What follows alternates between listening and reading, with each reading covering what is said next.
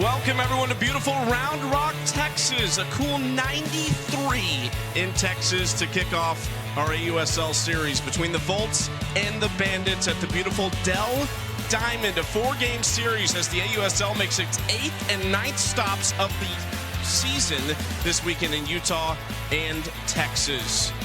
Very important as far as the standings go, and very important for a few of these players who return just north of where they played their college ball. Mia Scott, fresh off a national championship for the Longhorns. Bella Dayton finished up her career just a little bit before Scott. They'll be going head-to-head tonight. Dayton for the Bandits. And M Iakopo, who is a few years removed from her college playing days in her first season with Athletes Unlimited. Bandits' magic number to reach the AUSL Championship next weekend in Tuscaloosa is 2. So a win in this series would do it because they are trying to fend off the Volts, who are in 3rd place in the standings. The Talons pulling away at 15-4 atop the standings. They will be in Tuscaloosa guaranteed come next weekend. Alongside the 2-time All-American Amanda Scarborough, I'm Chucky Kemp. Biggest series of the season for the Volts right now, and the most important thing for them, there's more things that need to happen. They have to sweep this series to keep their hopes alive. Yeah, they do. And we've seen the Bandits up at the top of the standings for essentially the entire season up to this point, and the Volts at the bottom. But what if, just what if they had a surge here in Round Rock in a 4-game series against the Bandits who they're trying to catch? The probable starter for Thursday and Sunday in this 4-game series is Rachel Garcia, who has been one of the best pitchers in the AUSL up to this point in the season. They're going to lean on her today to give them a great start, to give them momentum. Up to this point in the AUSL season, she's led the league in innings pitched, games started, and also strikeouts. She's the type that could take a big load this weekend, and they're going to need her against a very good Bandits offense. That offense is led by one of the best players in the league, and maybe the front runner for hitter of the year, Erin Coffel. She has to be. She is hitting over 500. She's not a speed type player with infield singles that is creating that high batting average. She is doing it with a 1,200 slugging percentage. She leads the league in batting average, slugging percentage, and on base percentage, and she is driving runs in with runners in scoring position and on base with 25 RBIs. All of them lead the league. 13 total extra base hits to go with those RBIs, 20 free passes on the season. Maybe her biggest challenger for hitter of the year is at the top of this order with Morgan Zerkle, who will lead things off for the Bandits, the first of 2 lefties, Skylar Wallace then. And then how about Bubba Nichols-Camarena? First 2 games of that series last weekend against the Talons, 3 home runs, 7 RBIs. That doubled her season total in home runs and nearly doubled her season total in RBIs. A dangerous bat to have coming around at the end of the season. To make it real simple for you, 1 win for the Bandits, and it'll be Talons Bandits in the first ever AUSL Championship that begins next Saturday in Tuscaloosa, Alabama. Rachel Garcia trying to check off the first box in game 1 as she gets the start. The 4th overall pick in the inaugural draft, making her 12th appearance, her 8th start. One of the most used arms in the league, but for a reason. Yeah, and she can throw a lot of pitches. She can go deep into the game. She's thrown several complete games at this point. In fact, she's thrown 3 complete games. It's going to be her 8th start of the season, just over a 3 ERA. The Volts as a team actually have the best team ERA in the league. In the air from Zerkle out to right center field. Danica Coffey makes the catch, 1 out. And to lead off the game, she threw a nasty drop ball. That is a pitch that she'll rely on to get the most swings and misses out of her repertoire. The pitch that she will go to the most is going to be her curveball. But her drop ball, to me, has been the most effective pitch for her. She throws it as an off-speed pitch. This is the type of pitcher she's so unique. She will throw 3 different speeds, but she will throw 71 with her rise ball up in the zone and then bring that drop ball down at 63. Usually, Chucky, a pitcher, when they throw their rise ball, it might go down in speed, but for Rachel Garcia, that actually is her fastest pitch at 71, up in the zone, the high heat.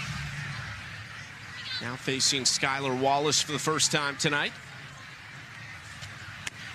Outside ball 1. If you were a part of this Volts team, understanding that you have to rattle off 4 straight against one of the league's best, and realistically, at the worst, have to win 5 of your last 6 on the season, what is your mindset entering tonight? You gotta believe that it starts the surge and the momentum starts with this inning right here. You want to have a great start with your ace pitcher in the circle, and offensively you want to score first to put pressure on the Bandits early in this game. And the Volts have a lot of competitors, a lot of big name players, and I have a feeling they're going to enter into this game with a little chip on their shoulder, wanting to give the Bandits a run here this series.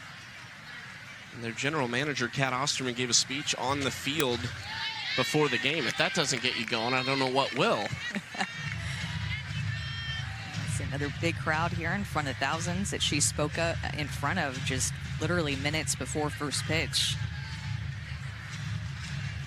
Over 4,000 in attendance tonight at Dell Diamond, home of the Round Rock Express, the AAA affiliate of the Texas Rangers, as Wallace pops that back into the stands. 2-2 count. This is a beautiful stadium here in Round Rock, Texas. We're about 25 miles north of where Mia Scott, M Iakopo, Bella Dayton played their college ball at the University of Texas.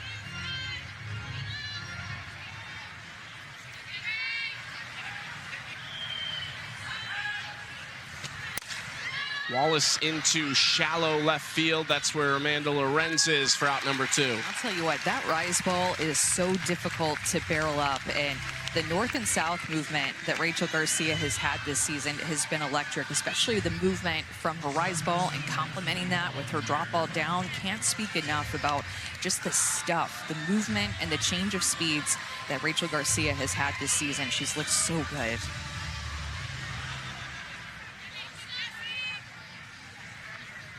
Here is Erin Coffel. Takes strike one on the inside corner. Coffel leads in more categories than we could even show you in the open. She's third in home runs. Just hilariously good numbers for Coffel this year. 12 hit by pitches. That's one of the weird ones for her. Leads the league. Pitchers know when they go inside, they have to go hard in against her. There's no room for error on the inner half against Erin Coffel. And really, I think that what's made her extra special offensively this season is her ability to go with outside pitches and really utilize the right side of the field. So when pitchers go in, they're trying to throw a ball or two off the plate inside to her, and leads to more hit by pitches. And when they go away, they have to be careful. 1-2. Coffel struggled last summer. Fresh off her fantastic collegiate career at Kentucky, hit just 186, 13 hits, 4 home runs, 11 RBIs, all of last summer.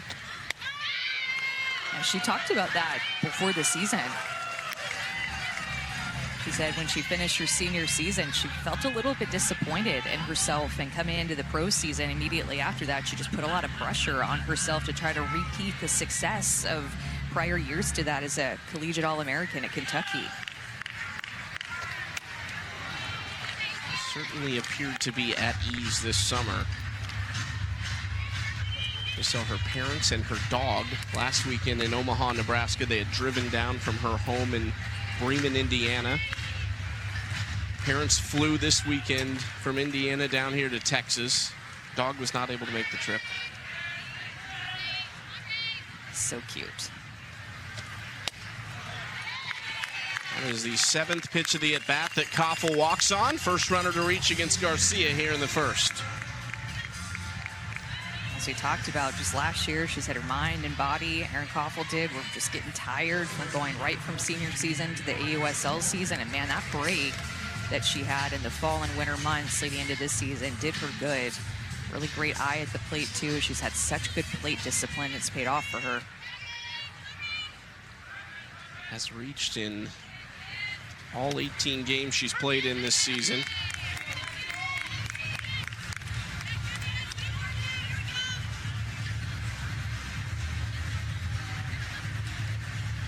When your on-base percentage is close to 700, that's just actually unbelievable. But that's a real number. She's been in the 600s for a couple weeks, and it just keeps growing, though. That's what's crazy. When you're at 683 like she entered tonight, you don't expect it to go up, but with Aaron Coffel, it might just creep up a little bit higher. Well, and Chucky, that just to remind people, that's like 683 out of 1,000, right? Like there's not a lot of room for growth there. You don't usually see that number in the 600s and 700s. Big swing from the newest Bandit, Danielle Gibson-Horton. Joined the team last week on day one of their series against the Talons in a deadline day trade with the Blaze in exchange for Devin Netz.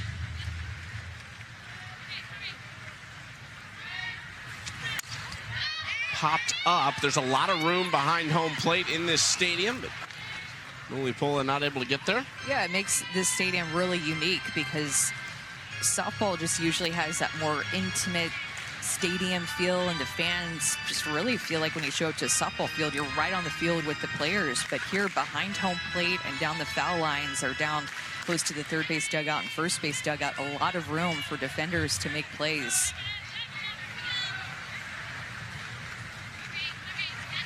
1-2 to Gibson-Horton. And I will say, too, it feels different as a pitcher to not have that backstop as close. And when you're more of a power pitcher, or a pitcher that can throw with good velocity, like a Rachel Garcia or Odyssey Alexander, like we'll see on the other side starting for the Bandits, it just is a different feel. It doesn't feel like you're throwing as hard because that backstop isn't as close. So it can get in your mind a little bit, question, am I throwing as hard today?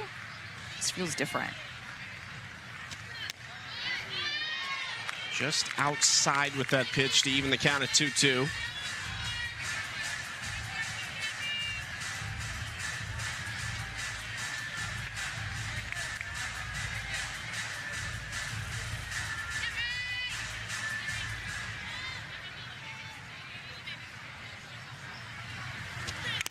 Got her. Squeezed behind the plate by Mulipola. Strikeout number 1 of the night for Rachel Garcia.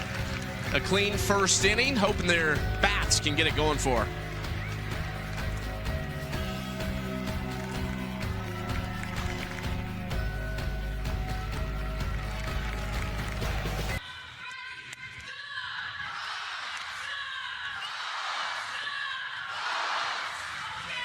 Nothing doing against Rachel Garcia in the top of the first. The one-runner Coffel reached via walk in front of a fantastic crowd here in Round Rock, Texas. Now a chance for the Volts lineup to make a statement early in this season. Somebody who has swung a scorching hot bat in this state and not far from here. Mia Scott in the 3-hole. She's reached base safely in 8 straight games now. Starting to heat up, hit her first career home run last weekend in Seattle. At the top of that order, Amanda Lorenz had a very rare weekend for her, going 0 for 10 at the plate with a walk. They will face off with Odyssey Alexander, making just her 3rd start of the season, but we saw one of those last weekend in their lone win over the Talons, went 4 innings, 3 hits, and allowed just 1 run. So she's 4-2 on the season with a 3.50 ERA. Yeah, when she starts, that ERA is 1.17. And looking at what Odyssey has done against the Volts this season, she's pitched 5 innings against them and only given up 1 run. No earned runs, or only hitting 133 off of her in those 5 innings pitched.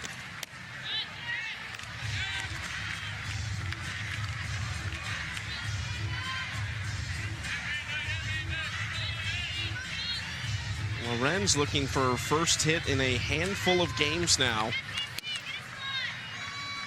She had reached in all 15 games prior to her struggles last weekend.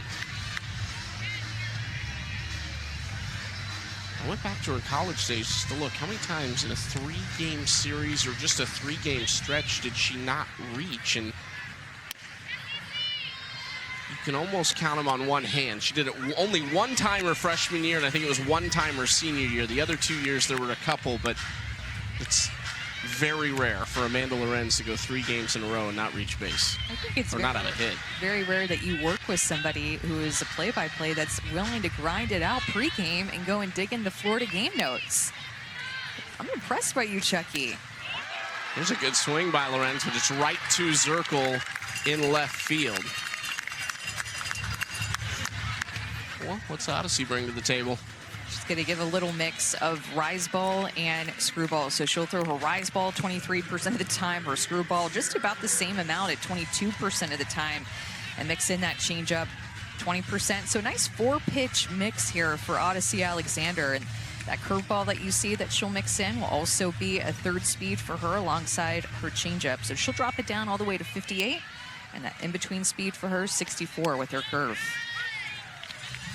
Odyssey is at her best when what is happening? Odyssey is at her best when she gets the outside low and out corner that she just threw to Sierra Briggs, a called strike to the lefties and into righties. When she can throw that pitch about a ball off the plate.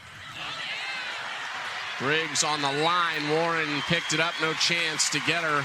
That's Wisz, excuse me, hit 3rd base. I wonder if that was going to roll foul. Nobody has a better look and angle than Delaney Wisz when she's approaching this ball from her 3rd base position with the speed of Sierra Briggs. But I'm wondering if that would have continued to roll foul. Good speed by Sierra Briggs, beautifully laid down. Wheels all the way down to first base. Briggs has been much better at the plate since she was traded. There's been 2 trades in the AUSL this season. That's the only 2 that will happen because the deadline has passed, and Sierra Briggs was a part of the other one in exchange for Mackenzie Clark, who started her season with the Volts and is now with the Blaze, as Scott takes that pitch on the outside corner for a strike. And that's the pitch that Odyssey wants to have called, either with her screwball or she'll throw a rise ball, a lower rise ball on that side of the plate. So inside to righties, she has to have it called, outside to lefties. And how about the applause that Mia Scott got? Had such a career at Texas just down the road. A lot of people who were attending this game were from the Austin area, probably a lot of Texas softball fans. And if you weren't maybe a fan of them before, you saw them play in the World Series this year and win a national championship and became a fan of Mia Scott. Well, there's a souvenir for one lucky fan here in Round Rock. It's so fun to just have watched a player like Mia Scott and Sam Landry, who also is her teammate for the Volts, pitch at OU in her senior season this last season, but having just played at the World Series, and now here they are as pros. Still get a chance to watch them compete.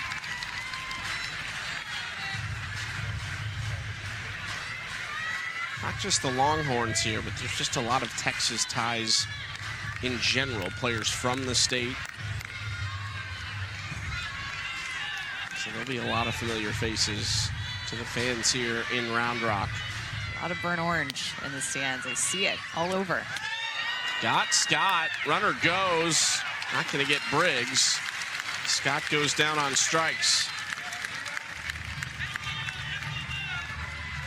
Well-located pitch here. Odyssey Alexander working from ahead and a 1-2 count, able to throw this changeup down and get the chase. M Iakopo, who also played at Texas with the throw down to second base. The speed of Sierra Briggs got her to first and got her to second.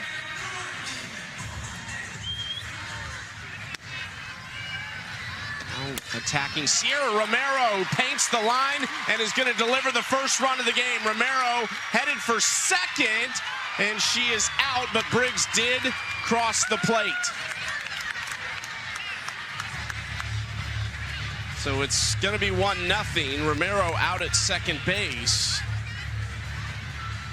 Job done for Sierra.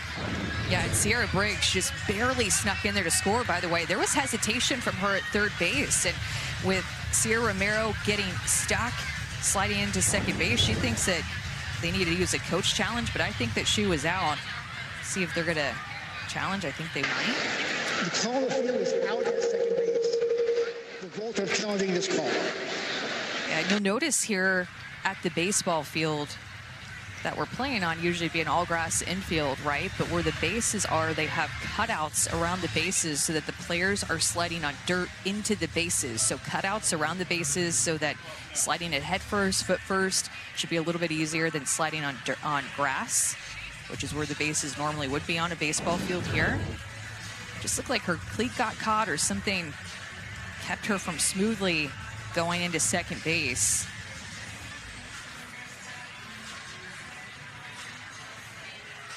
Ooh. No, it's tricky to see, isn't it?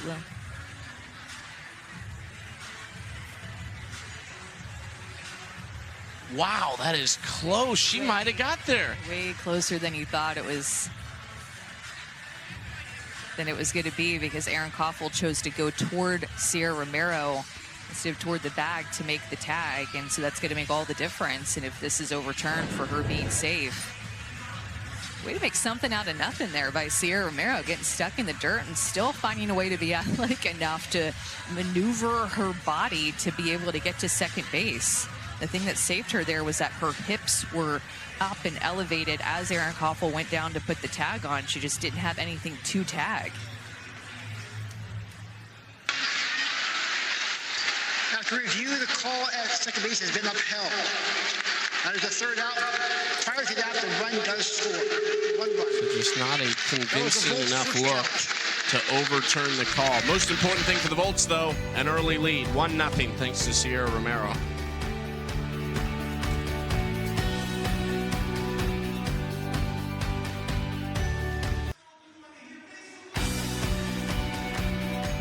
The Athletes Unlimited Softball League is sponsored by Poppy. Huge crowds expected all weekend here in Round Rock, Texas, a 4-game series. As I mentioned, the 8th and 9th locations that we have played at this summer. This is a touring entity this year, the AUSL in its inaugural season. No home cities for these teams yet, but somewhat of an audition for all of these sites. Who does well? Who wants it most? What are the fans like? And with the fans that we have seen tonight, with the fans that we are being told will be here the rest of this weekend, over 5,000 expected on Saturday. Tonight, over 4,000. Tomorrow, over 4,000. Maybe, just maybe.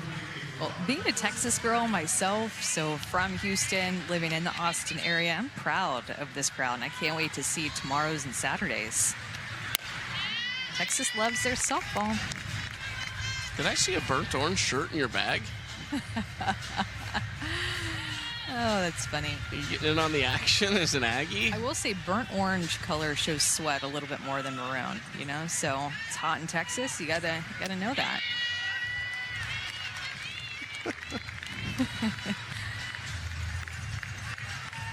Bubba Nichols Camarena leads off the second inning for the Bandits.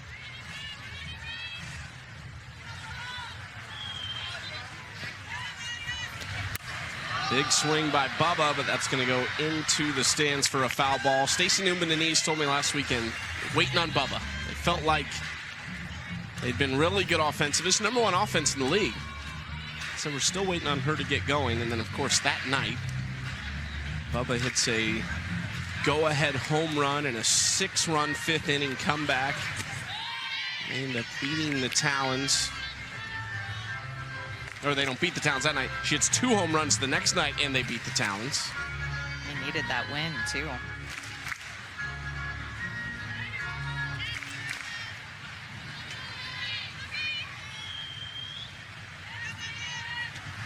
It was easy to figure out the result of those games because all I had to think about was who won Game 3. Okay, Talons won Game 3, and then you can just alternate from there.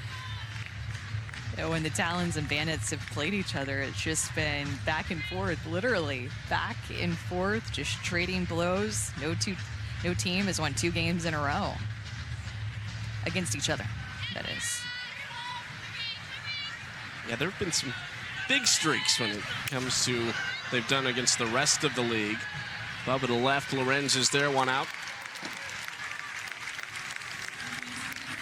And Rachel using that rise ball a lot against these hitters. That rise is tough to barrel up because of the velocity. It just is a heavy pitch up in the zone. It's so hard for these hitters to get their barrel up to that pitch.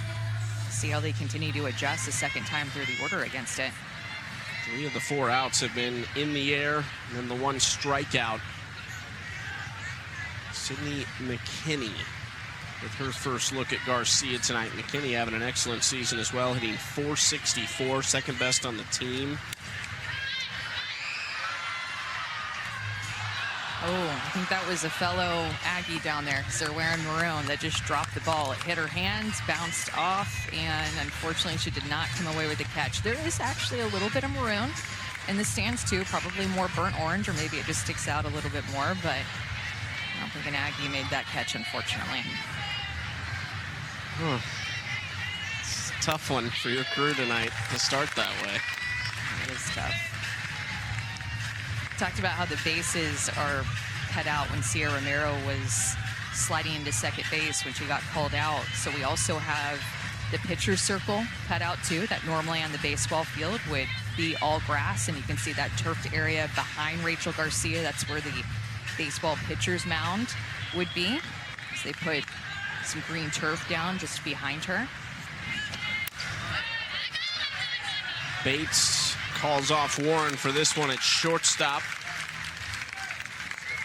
Really impressive what they've done with this field. It looks magnificent to get it ready for softball. Again, this is the home of the Round Rock Express, the AAA affiliate of the Texas Rangers. Yeah, just a few adjustments that they made. And of course, that dirt infield behind our infield is where the baseball infielders normally play. So you can really tell the differences in the size of the field between baseball and softball. So 210 down the lines to left and right with a temporary fence, and then 230 to center field is the dimensions that we're playing with here. Pitchers gotta like that. So we do have a few that we've played on 200 down the lines. That's a tough one for pitchers against the pro hitters. Makes a difference. And the other two teams, the Blaze and Talons, are playing in Salt Lake at University of Utah's field, and that is a very big field. So that field is 225 down the lines and 235 to center field. That field plays really big, and you could tell with watching the game yesterday that it did so. Garcia to Delaney Wisz, former UCLA teammates. Wisz jumps ahead 2-1.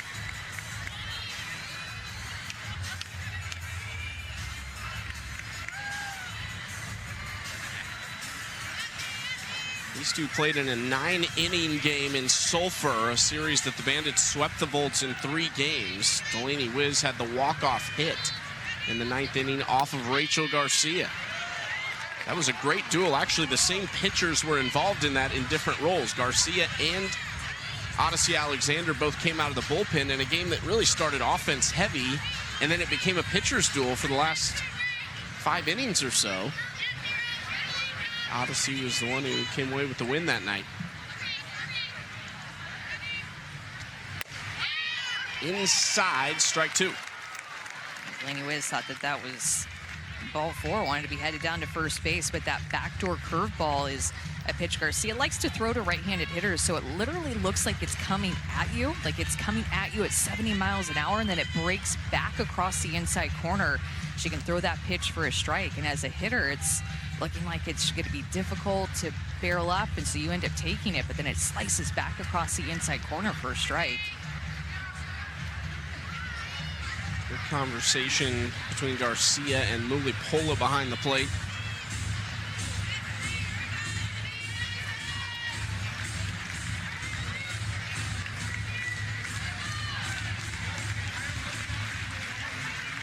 (3-2) outside. Wisz earns the walk anyways.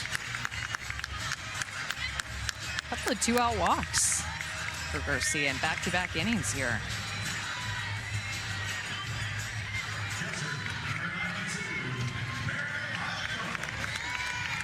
Approaching 40 pitches in the first couple frames. The one thing Rachel's not done this season, I think it's the most impressive number of all for her. She's only given up 1 home run. Leads the league in innings pitched. Has only given up 1 home run on the season.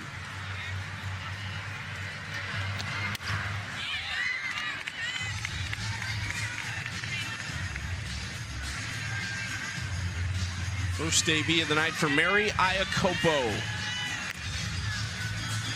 She was actually drafted in 2022, but this is her first action with Athletes Unlimited. Finished her Texas career in 2022. Playing a season at Oregon when she began her career in 2018. Takes that pitch high for ball 1. In case you're wondering who hit that home run off of Rachel Garcia, because I was, so I just went digging. For a second, it was Caleb Kowalik, left-handed hitter for the Blaze, who hit that home run off of Garcia. There you go, you're working hard too. So dial it up.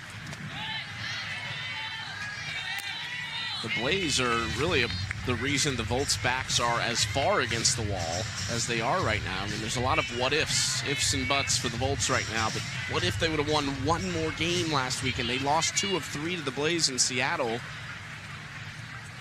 Just how much differently would they feel entering this week? Iakopo pops it up, Mulipola has it, and that'll do it for the second frame. A couple clean innings for Rachel Garcia and a 1-0 lead.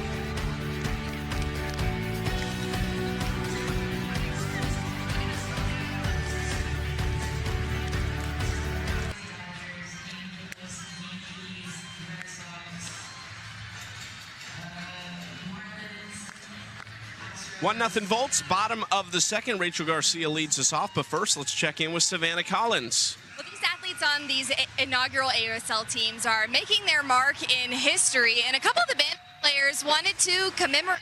6 of them used their off day yesterday to go get these little cowboy hat tattoos. Taylor McQuillan told me that it was Bella Dayton's idea. She's from the area, obviously, from her years at Texas, and so she knew a guy. She knew the artist that would be perfect for them to go to, and McQuillan said, you know, to the inaugural team, they know they're a part of something special, so it called for something special. Now, my question is, Chucky, Amanda, what are we going to go?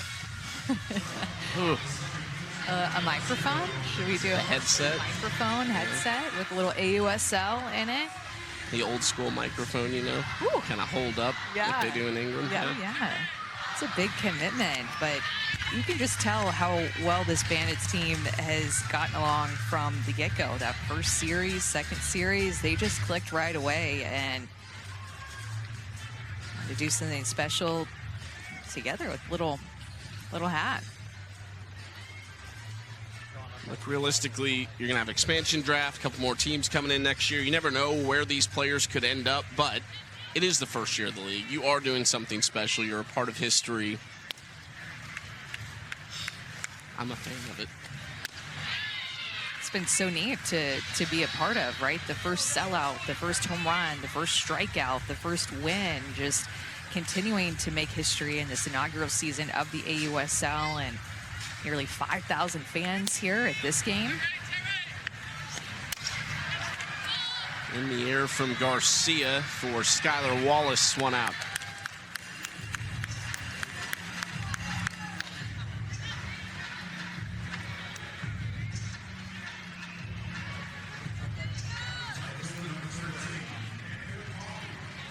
Odyssey gave up the bunt single, and then the base hit down the left field line to Sierra Romero that brought around Briggs just in the nick of time, probably a half second before Romero was tagged out at second. Briggs crossed the plate, allowing that run to count in the first inning.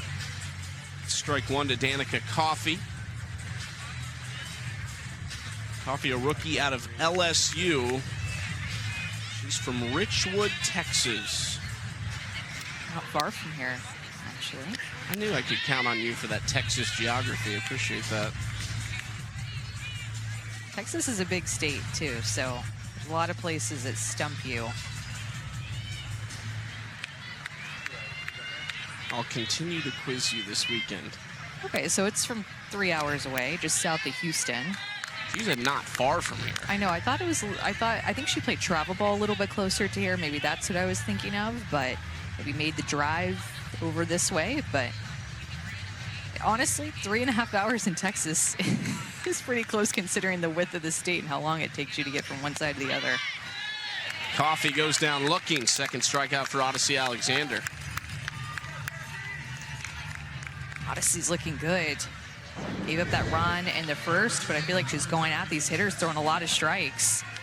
Painting the inside corner and just freezing Danica Coffey there, getting the inner half. I like it when she goes hard into those lefties. It just really opens up her strength more in the outside corner to them. Jesse Warren's from Tampa, Florida, former Florida State star.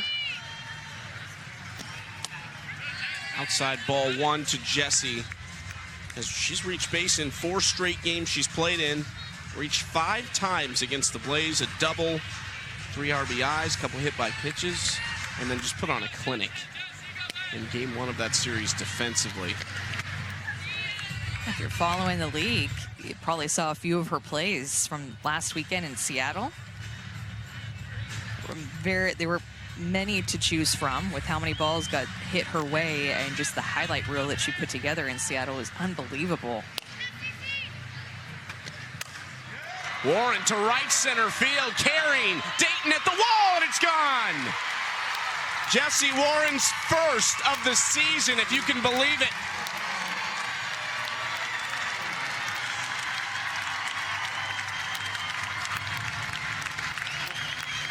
Volts off to a great start in Round Rock. On both the runs that they've scored have come with 2 outs, too. That's when you know that a team is fighting. And remember, the Volts are fighting to take this series against the Bandits, to give them some hope to get to play in the first ever AUSL championship. Jessie Warren gets a mistake out over the heart of the plate. It is a hitter's count. She is a hitter looking to drive the ball in a hitter's count, and she does just that. A mistake out over the heart of the plate. Beautiful swing, just take that out of the reach. Bella Dayton out right center.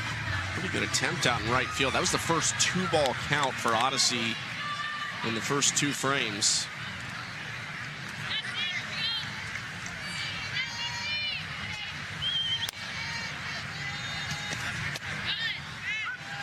First pitch strike to Deja Mulipola. Odyssey had thrown well against this Volts team in 5 innings pitched against them coming into this game. They had not scored any earned runs against her and just hit 133 off of her in those 5 innings. Popped up on the infield for Wisz. That'll do it for the 2nd inning. A run in each of the first 2 frames for the Volts. Jessie Warren is feeling it late this season. You can tell with the way that she plays defense, and then when she brings it into her offense with a swing like this, she is money. She is on right now trying to give the Volts a late season surge.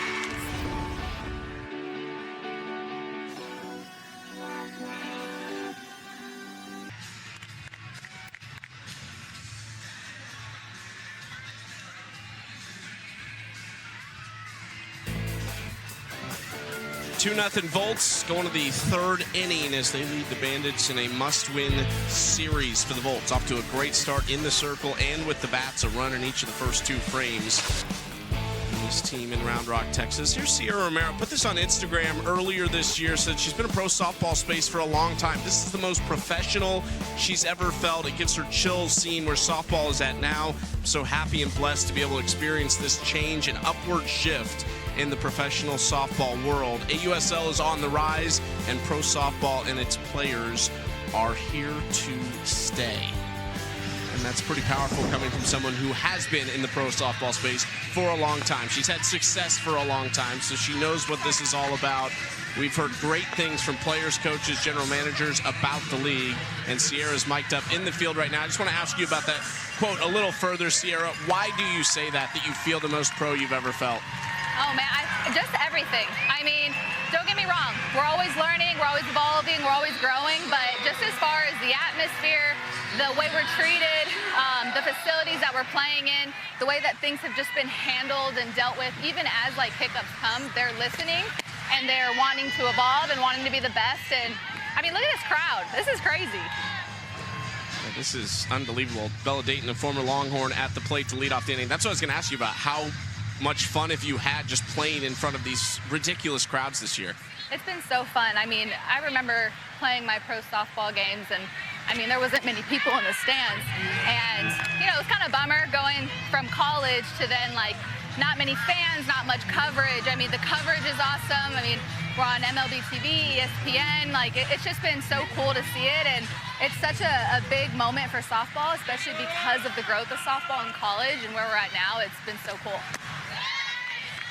And of course, we love to ask you about your family and about your sister, Sydney, who plays for the Talons. What's it been like to get to experience this inaugural season? You guys aren't on the same team, but still in the same league with her. I just love that she's able to get a taste of what this pro life is like, because, you know, when she first graduated, I did play pro with her, but it was when I was hurt, so I didn't really get to share certain moments with her. And even though now with us on different teams, like it's cool to talk to her. We're busy. Our schedules are busy, so we talk when we can, but it's so cool to see her with the Talons doing great things. And anytime I see her, I always love to connect and hang out. 2-2 to Dayton. Fouled straight back. What was it like for you when you came back? You came back in 2022, had the knee injury. What was that process like? And now where you are, how do you feel on the field? Oh man, it was a long process. I just kept having issues after issues and had to keep going back and getting little things fixed in my knee. And then a big part of it is that confidence, that confidence to do certain things with my knee that maybe before I was a little bit hesitant to do. And a lot of that just took a lot of consistency and practice. So for me, it's still, sometimes it's in the back of my head, but I'm much better now at tuning it out, pushing it out. Whereas before I was definitely a little bit more hesitant with things, but it's been a process, but I learned a lot from it and I wouldn't change anything. So you've gotten to play next to Sis Bates a lot of these games. What's it like to play middle infield with Sis? She's crazy, guys. Tell us more. Well, she's crazy for a lot of reasons, but her infield is, her defense is amazing. It's just so fun being on the field with her. You know, whether we joke around, we know where each other are at all times, and then you guys see the plays that she makes. She's such a good infielder and so good on defense, and then even at the plate, she's been getting the job done, been doing the little things right, helping us get momentum when we need it, and she's also obviously a great teammate. Yeah, Rach. Nice start for Rachel Garcia. Second strikeout there to get Dayton for out number one and turn the lineup over to Morgan Zerkle. Sierra, we talked about how important this series is for you guys as a team. How do you approach this, knowing that the task at hand? How do you approach a series like this in this part of the season? I know what you're talking about, but I don't know what you're talking about because it doesn't matter. It's literally one game at a time. I have to worry about my at-bat. I got to worry about fielding a ball that comes to me. So, I mean, it matters, but it doesn't, because the only thing that matters is what's right in front of us and what's happening right now. So I really am not thinking about it. And I don't think anybody on our team is. If anything, we're even more carefree, and we're just trying to get the job done and play some good softball. I love that answer.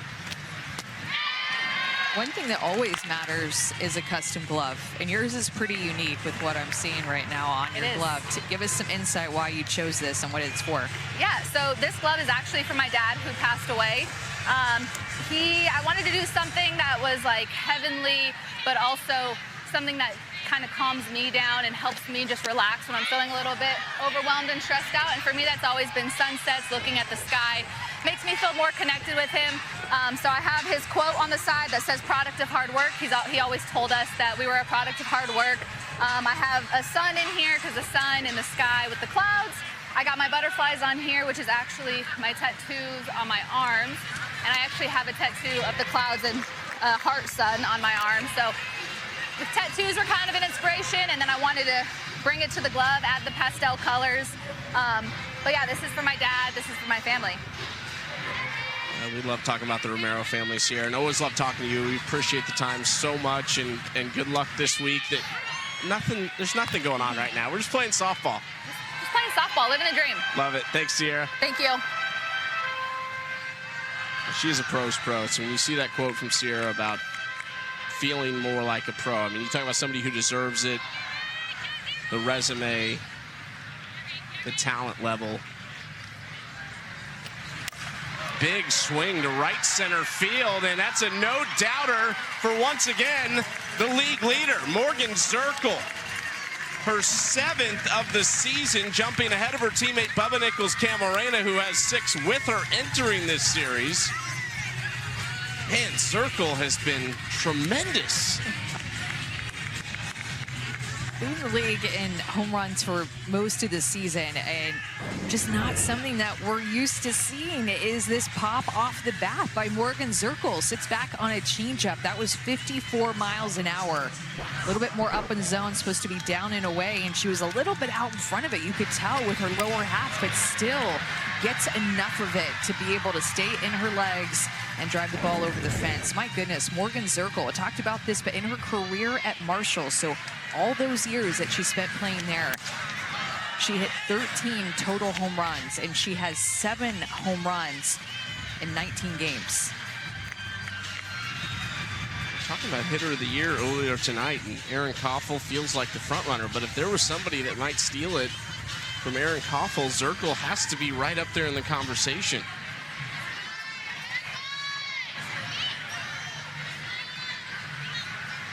First run of the night off Rachel Garcia. Now Skylar Wallace right in front of home plate. Quick throw to Romero, and not quite in time. It was an impressive catch on the run. The throw by Mulipola. This, in a nutshell, is the Bandits' offense. Hit the ball out of the ballpark and then still be able to use their speed. They lead the league in stolen bases, up there in terms of home runs as well. And it looked like Skylar Wallace's foot just barely snuck into the safety bag, that green bag, before Sierra Romero's got there. Beautifully laid bunt, beautifully laid down bunt by Skylar Wallace after that home run. Fouled back. Let's go down to Savannah with Morgan Zerkle. Zerk, changeup for that home run swing. You looked a little bit out in front of it. Take me through it. Why that pitch? I mean, she had shown me a lot of changeups, so, you know, with 2 strikes, you're thinking change and foul off the heart, and that's what I did. Thanks, Zerk. Appreciate it. Yeah, thanks. She has been lights out since day one. First hit in AUSL history. And currently the league leader in home runs as Aaron Coffel falls behind 0-2. Beautiful swing. I mean, she's just barreling up. A lot of different pitches, a lot of different speeds, a lot of different locations. She's just tough to get out 2 times in a row this season. And Rachel Garcia won the first battle and she flied out, and she gets her the second time with that home run.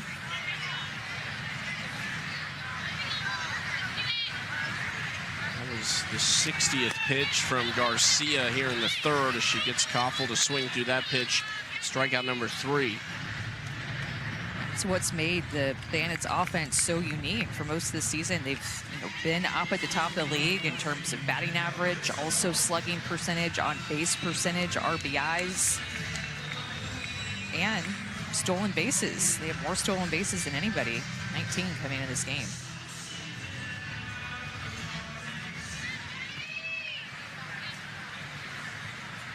Gibson Horton's first chance. She was the first strikeout victim against Garcia back in the first inning, and takes strike 1.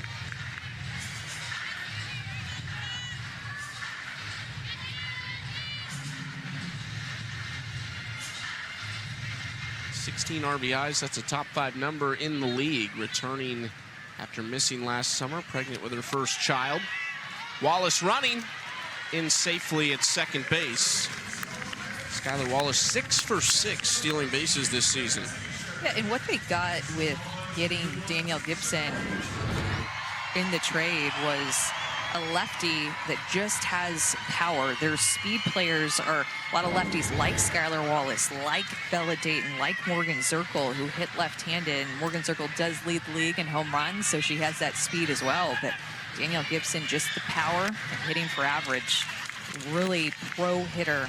Beautiful, smooth lefty swing. More of a traditional power lefty. More of a traditional than Zerkle, maybe. We're not used to seeing this out of Zerk. Extra pop that she has, but it's working this year. Tying run on second for Gibson Horton, and a 2-1 count. Right side, just beyond the glove of Romero into right field. Coffey bringing the throw home, and we are tied at 2 here in the third. The Bandits have been so good at making adjustments second time through the order. Getting a lot of pitches down in the zone. Rachel Garcia either not going to her rise ball as much, or the Bandits aren't going with it as much up in the zone. Another off-speed pitch that looks like they're hunting for something down. Off-speed at 64, or a change of speeds with their changeup all the way down to 54. They're looking for something not 70 and 71 up in the zone with her rise. That was so effective first time through. Ooh, wow. You can hear that up in the booth. Hit Nichols Camarena. Fortunately, jogs over to first without a limp.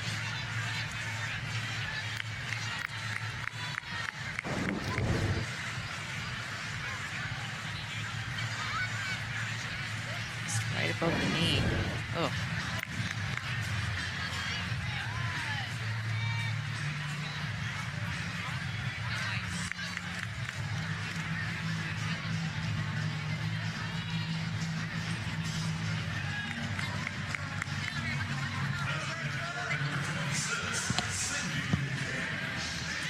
First and second.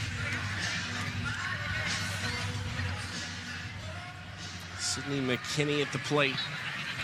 Going to give the Bandits the lead in a big third inning. Foul back end out of play. Going back to that rise ball, I feel like that the second time through the order, and this is how good of a leadoff hitter that Morgan Zerkle has been. She's just set the tone left and right for the Bandits. If it's not in the first inning and her first AB, then it's in her second AB, just to pass some adjustments down the rest of the line for the offense and make a statement.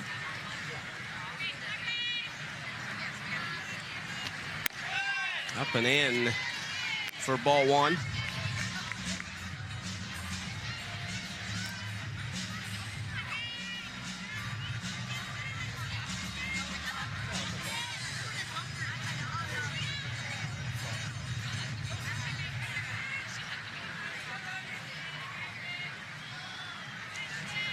These are important early innings for the Volts, too. That early lead was big because when you think about the way the Bandits have used their pitching staff these last couple weeks, in this second half, it's been a little bit different. Stacey Newman-Denise talking about putting people in different roles.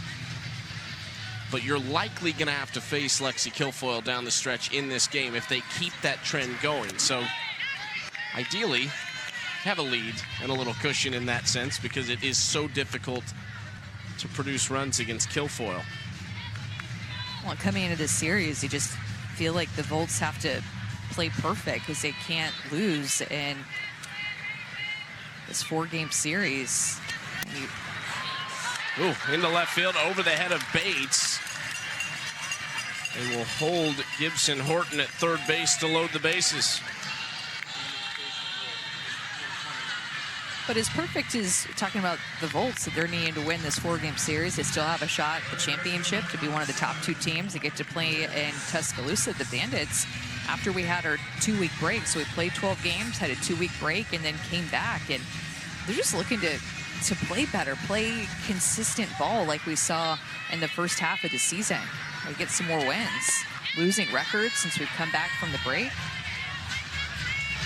And so for them, they're trying to get back to that peak feeling again before the championship happens. So a couple of teams in 2 very different positions, but both really playing to win for different reasons.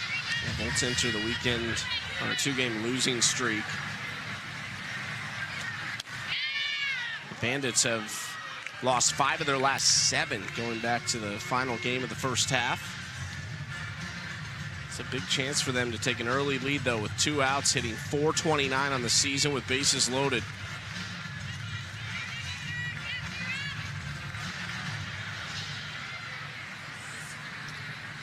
Delaney Wisz, 1-1.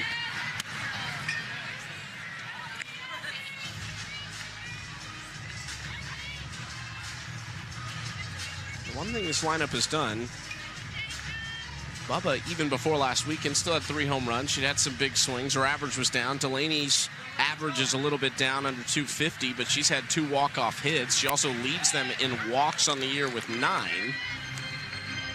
They've just all produced in some way, whether it's the 5 players hitting .327 or better, or it's some clutch hitting. It seems like Delaney has had her best at-bats in the pressure-filled moments this season.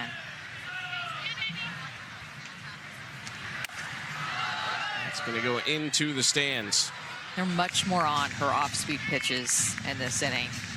Or that was a swing and miss pitch for her the first time through. They are making a lot more contact with that pitch and seeing that speed a lot better. That off-speed drop ball that she likes to throw, opponents this season hitting just 200 against it and getting swings and misses 40% of the time.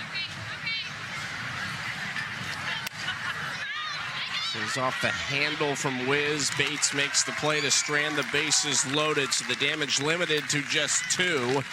And we've got a tie ball game. Morgan Zerkle has just been popping the ball all over the ballpark this season. She has been so fun to watch in the leading home run race with her teammate Bubba Nichols-Camarena. But Morgan Zerkle takes the lead and gets the scoring started for the Bandits.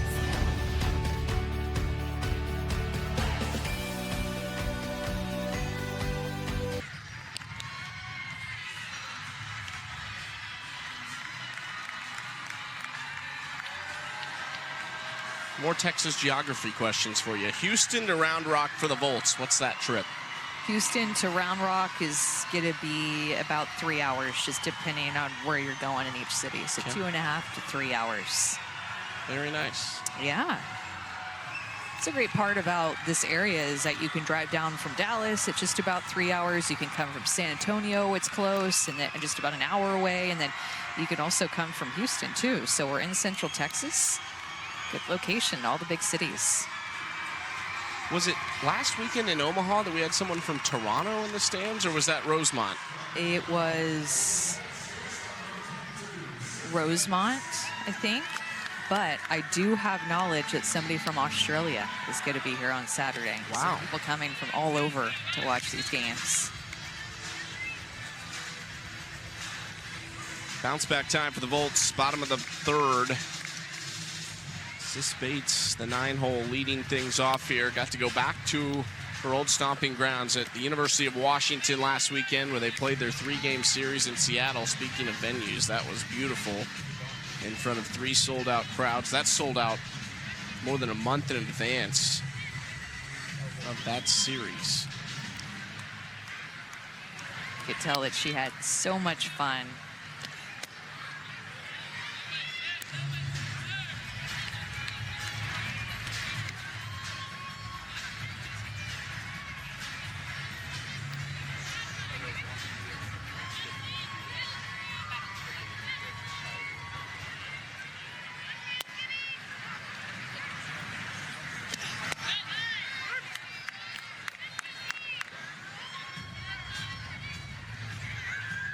Two-two count to Bates. Odyssey's given up just the 1 run in each inning. Both have been scored with 2 outs. There's actually a 3-1 count there, so now full to Sis. I said this before, but I think that Odyssey's looked really good. The way that run score in the first inning was a bunt single by Sierra Briggs and a run driven in by Sierra Romero, but that bunt single, just great execution. And then the home run on the 2-0 swing by Jesse Warren. She got all of it. A mistake in Odyssey's part. But besides that, I feel like Odyssey has thrown well this first time through the order against the Volts. Throwing a lot of strikes. Just 31 pitches. This is actually pitch number 7 to Sis Bates. One longer at bats, and another foul ball. Caught by a Volts fan in the stands. The fans are just feasting on foul balls right now. Are. With Odyssey and Rachel Garcia in the circle, more upspin pitchers that will go to that rise ball to create hitters hitting the bottom half of the ball. Popped up. Odyssey wins the battle finally. Gibson Horton handles it in foul territory. 1 out. WNBA All-Star Weekend begins tomorrow night at Cambridge Fieldhouse in Indiana. The 3-point contest and skills challenge at 8 Eastern on ESPN. And Saturday night, the 21st annual All-Star Game on ABC at 8:30 Eastern. Coverage tips with countdown at 8 Eastern. Another great weekend for the WNBA. Holly Rose said that the 3-point contest is something to tune into tomorrow. She said that in Salt Lake City. She was in a chair chat, showing up at Utah in the game yesterday.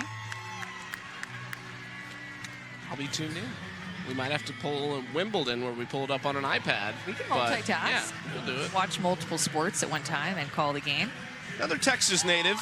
This one went to Texas A&M. Emily Kennedy is from the Woodlands, Texas. Her 7th appearance on the season, 4th in relief. When you look at her numbers, what really stands out, Amanda, dominates left-handed hitters. 207 opponent average against lefties. Righties, though, hit 432 off Kennedy. 3 lefties in a row coming up for the Volts with Lorenz, Briggs, and Mia Scott.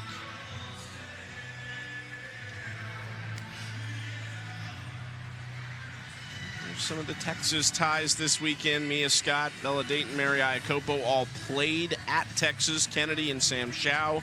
Shao finished her career at Oklahoma State, but started at Texas A&M. And then, of course, the players from the state add to that list. Oh, big swing here. First pitch by Kennedy. Lorenz, her 4th of the season to retake the lead for the Volts.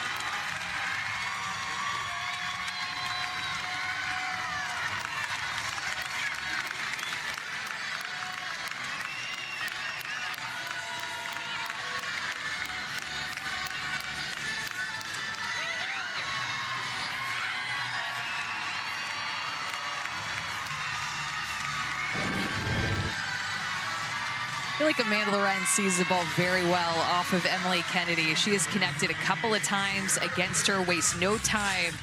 First pitch that she sees, a lefty who throws upper 60s, 70 miles an hour. And look at how Amanda Lorenz is on time for that inside corner to give the Volts the lead. Quiet last weekend, as you mentioned, 0 for 10, flew out in her first at bat. A determined Amanda Lorenz is a scary Amanda Lorenz, and after going 0 for in a series, you know that she's determined for this game to get on. They're going to make a run at it this weekend. You would imagine she is going to have a big weekend for them. Just at the top of the show, Bolts need to win all 4 games this weekend against the Bandits to give themselves a chance at making the first ever AUSL championship that starts in 9 days in Tuscaloosa, Alabama. Sierra Briggs reached on a bunt single in the first. Big swing through that pitch for out number 2. Let's go down to Savannah with Amanda Lorenz. Okay, Amanda, I don't know if everybody else just got to see you get into the dugout and kiss the ground. Why did you do that after your home run? Because it's been a rough couple games. I feel like I've been pressing a little bit, so came in today really just trying to be free and have confidence, and I feel better today, so I'm just thankful for a good result. Amanda Lorenz, 4th home run of the season. Chucky, Amanda? I love it. That is what Sierra Romero told us, though. Just play free. Trying to play free this weekend. We know what's online, but yet we don't. I can't with the fact that she was kissing the ground. Thinking the sky is above, kissing the ground. I got out of here so quickly. Hopped up to Gibson Horton. That'll do it. Kennedy gives up the solo home run and then 2 quick outs, but the Volts back on top after 3 innings.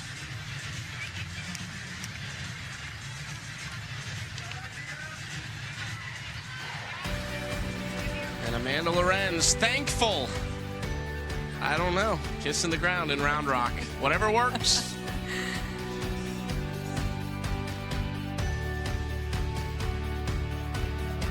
Coming full circle for me. Grew up being a softball player, played in college, and so now to come back in this role with MLB, so incredibly supportive, it's in a lot of ways surreal. We had for years appreciated the significance of softball. We became more and more familiar with AUSL and decided that given the infrastructure that was in place, the people that were involved, that we thought it was the best way to grow softball. The best teams that I've been on are the MLB team and the AUSL team. I get the chills when I think about where our game is, where it's going. I've got my 3-year-old daughter. She turns on the TV and it's the norm for her to see softball on TV, women, female athletes, professional athletes on TV, and it gives me the chills. I just got chills hearing how Natasha Watley got chills, because just her piecing it all together from her 3-year-old little girl to hearing Rob Manfred, what he had to say. Jenny Finch was on that panel as well. Kim Ing, like just hearing it all come together and how it affects all different crevices and parts of our sport and MLB is the type of thing really that gives you goosebumps, and seeing it all pay off this summer over the past 3 or 4 weeks. Or I should say 4 or 5 weeks now that it's been since June. I heard Rob Manfred talk about the infrastructure with Athletes Unlimited being in place, but Kim Ing, you just get the feeling in a lot of ways kind of pushed it over the edge as commissioner in her short tenure has had such an incredible impact on the league and sport. Rachel Garcia, top of the 4th. against the Bandits. 8-9-1 coming up. Iakopo fouls that off down the left field line for strike one. Usually it's Rachel Garcia making the in-game adjustments the second time through the order, but in this game against the Bandits, it's been the Bandits making the adjustments. Second time through was explosive for them with a Morgan Zerkle home run and going 4 for 6, a couple of RBIs, and normally second time through the order, opponents hitting just 145 off of Garcia. Which all is fine as long as that third time through also changes. Maybe takes the place of the second time through, because she's almost through the second time. And somewhat limited damage has been done. 2 runs through 3 innings against this offense that can produce in a hurry. It's by no means the end of the world. Popped up. There's more room, but not enough room. Another good catch. All right. It's even giving somebody a point at the other side. I think that LH is for Liberty Hill, just down the road. You got all the details. I don't know who he's pointing at. I'm very interested.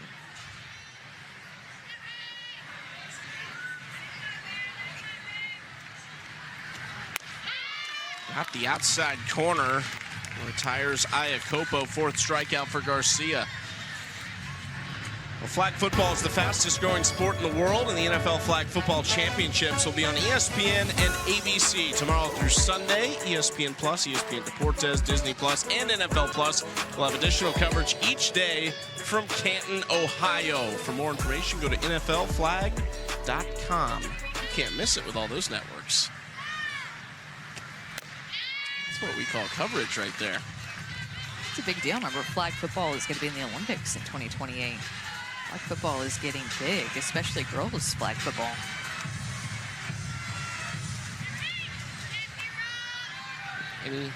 Any hopes for you? No, but we have a coworker, I believe. May have some hopes that we know. Mariah Gerhardt, correct? Yeah. Played softball at Oklahoma State. 0-2 count here to Bella Dayton. Struck out her first trip to the plate. You know these Texas players, though. They got a little bit extra chip on their shoulder. They want to have success this weekend, whether it's their home state or where they play their college ball. Here's Dayton, a base hit through the right side. Little extra juice. Again, the Bandits, second time through the order, making adjustments off of the Rachel Garcia off speed. I would stop using that as much. Seems to me that is the pitch and the speed that they're really keying in on, and that time being a pitcher's count, 0-2 count, and the 9-hole Bella Dayton getting a good piece of that.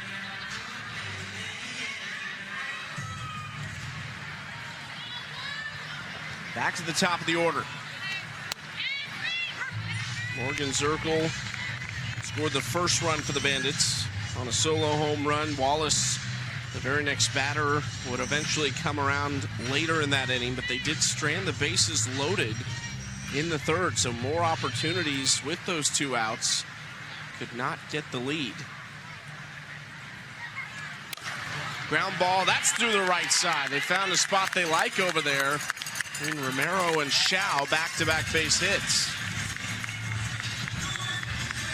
And this is all because of Sierra Romero and where she's positioned right up the middle of the field alongside Sam Shao, who is playing a little bit off of the line. But as the pitch comes, Sierra Romero kind of leaning toward the middle of the field and opens up that right side. The 3-4 hole for Morgan Zerkle, who just continues to find different ways.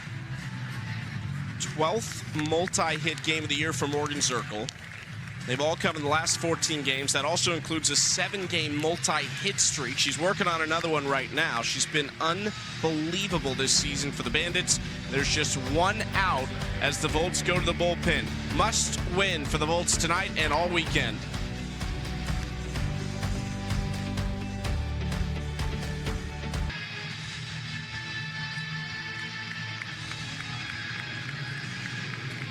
Peyton Gottschall, the second-year player out of Tennessee. She's from Ohio, making her 4th straight appearance. Appeared in all 3 games last weekend against the Blaze through 8 innings, gave up 7 hits. Only 3 of the 6 runs she allowed were earned.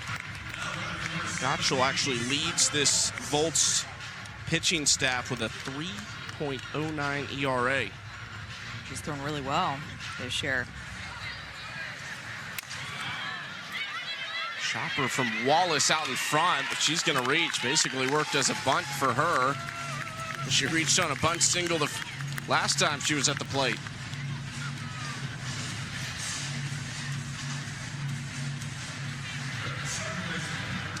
Really was just like the bunt that she laid down, except this one was a swing off the end of the bat. 2 hits, both of them on the infield. Gotchel delivers strike 1 to Aaron Coffel. This is a situation that you would pray you would never see if you are a Volts fan, which is Aaron Coffel at the plate with the bases loaded. Hitting .556 with runners in scoring position. The bases loaded, hitting .500. Remember, her OPS on the year is close to 1,900. What she'll get from Dayton Gotchel is a lot of curveball spin. So she'll throw that curveball backdoor to right-hand hitters on the inside corner, away, and also mixed speeds. To Romero coming home, and they get the force out. Oh no! Thrown into right field. They wouldn't have had Coffel anyway, and 2 runs will score. It was a productive out number 2. And it looked like Coffel was almost already at the base when Mulipola threw it. Definitely a throw because it was more of a softer contact hit off the bat of Coffel. It wasn't extremely hard, so slower developing play. Not a throw that was on the money either for Deja. She kind of had to reach. That reach toward her glove side took a little bit longer for her to then transfer the ball and throw to first. Not a great decision there to make that throw. Now Coffel, the only one on the bases, as Zerkle and Wallace both scored.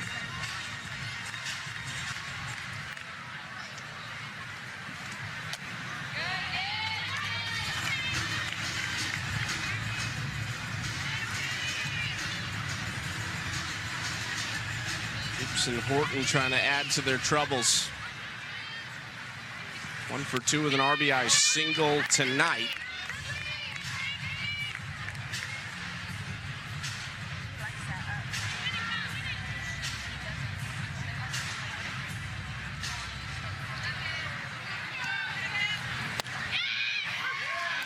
Strike 2. Volts coming into this game with the lowest fielding percentage in the league. Made 5 errors last weekend in Seattle in that 3-game series, and just had some so timely mistakes.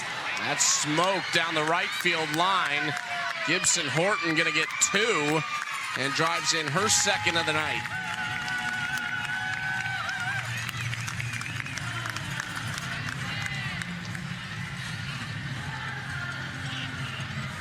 Was hit hard.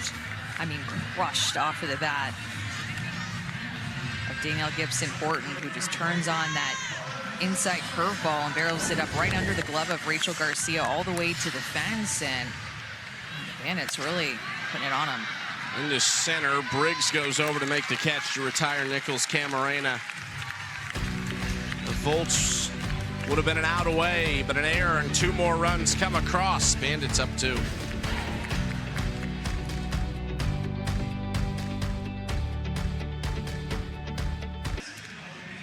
(5-3) Bandits lead the Volts in game 1 of 4 this weekend in Round Rock, Texas at the beautiful Dell Diamond. Bottom of the 4th inning, we are joined by a very special guest, Mr. Reed Ryan. A big reason why we're here this weekend. Not the first time you've brought professional softball here. You did it back in 2010 with the National Pro Fast Pitch League. To you, what is the appeal for the fans out there to an event like this? Well, look, softball's such a big deal here in the state of Texas. There's A&M players here. There's Longhorns. They won the national championship.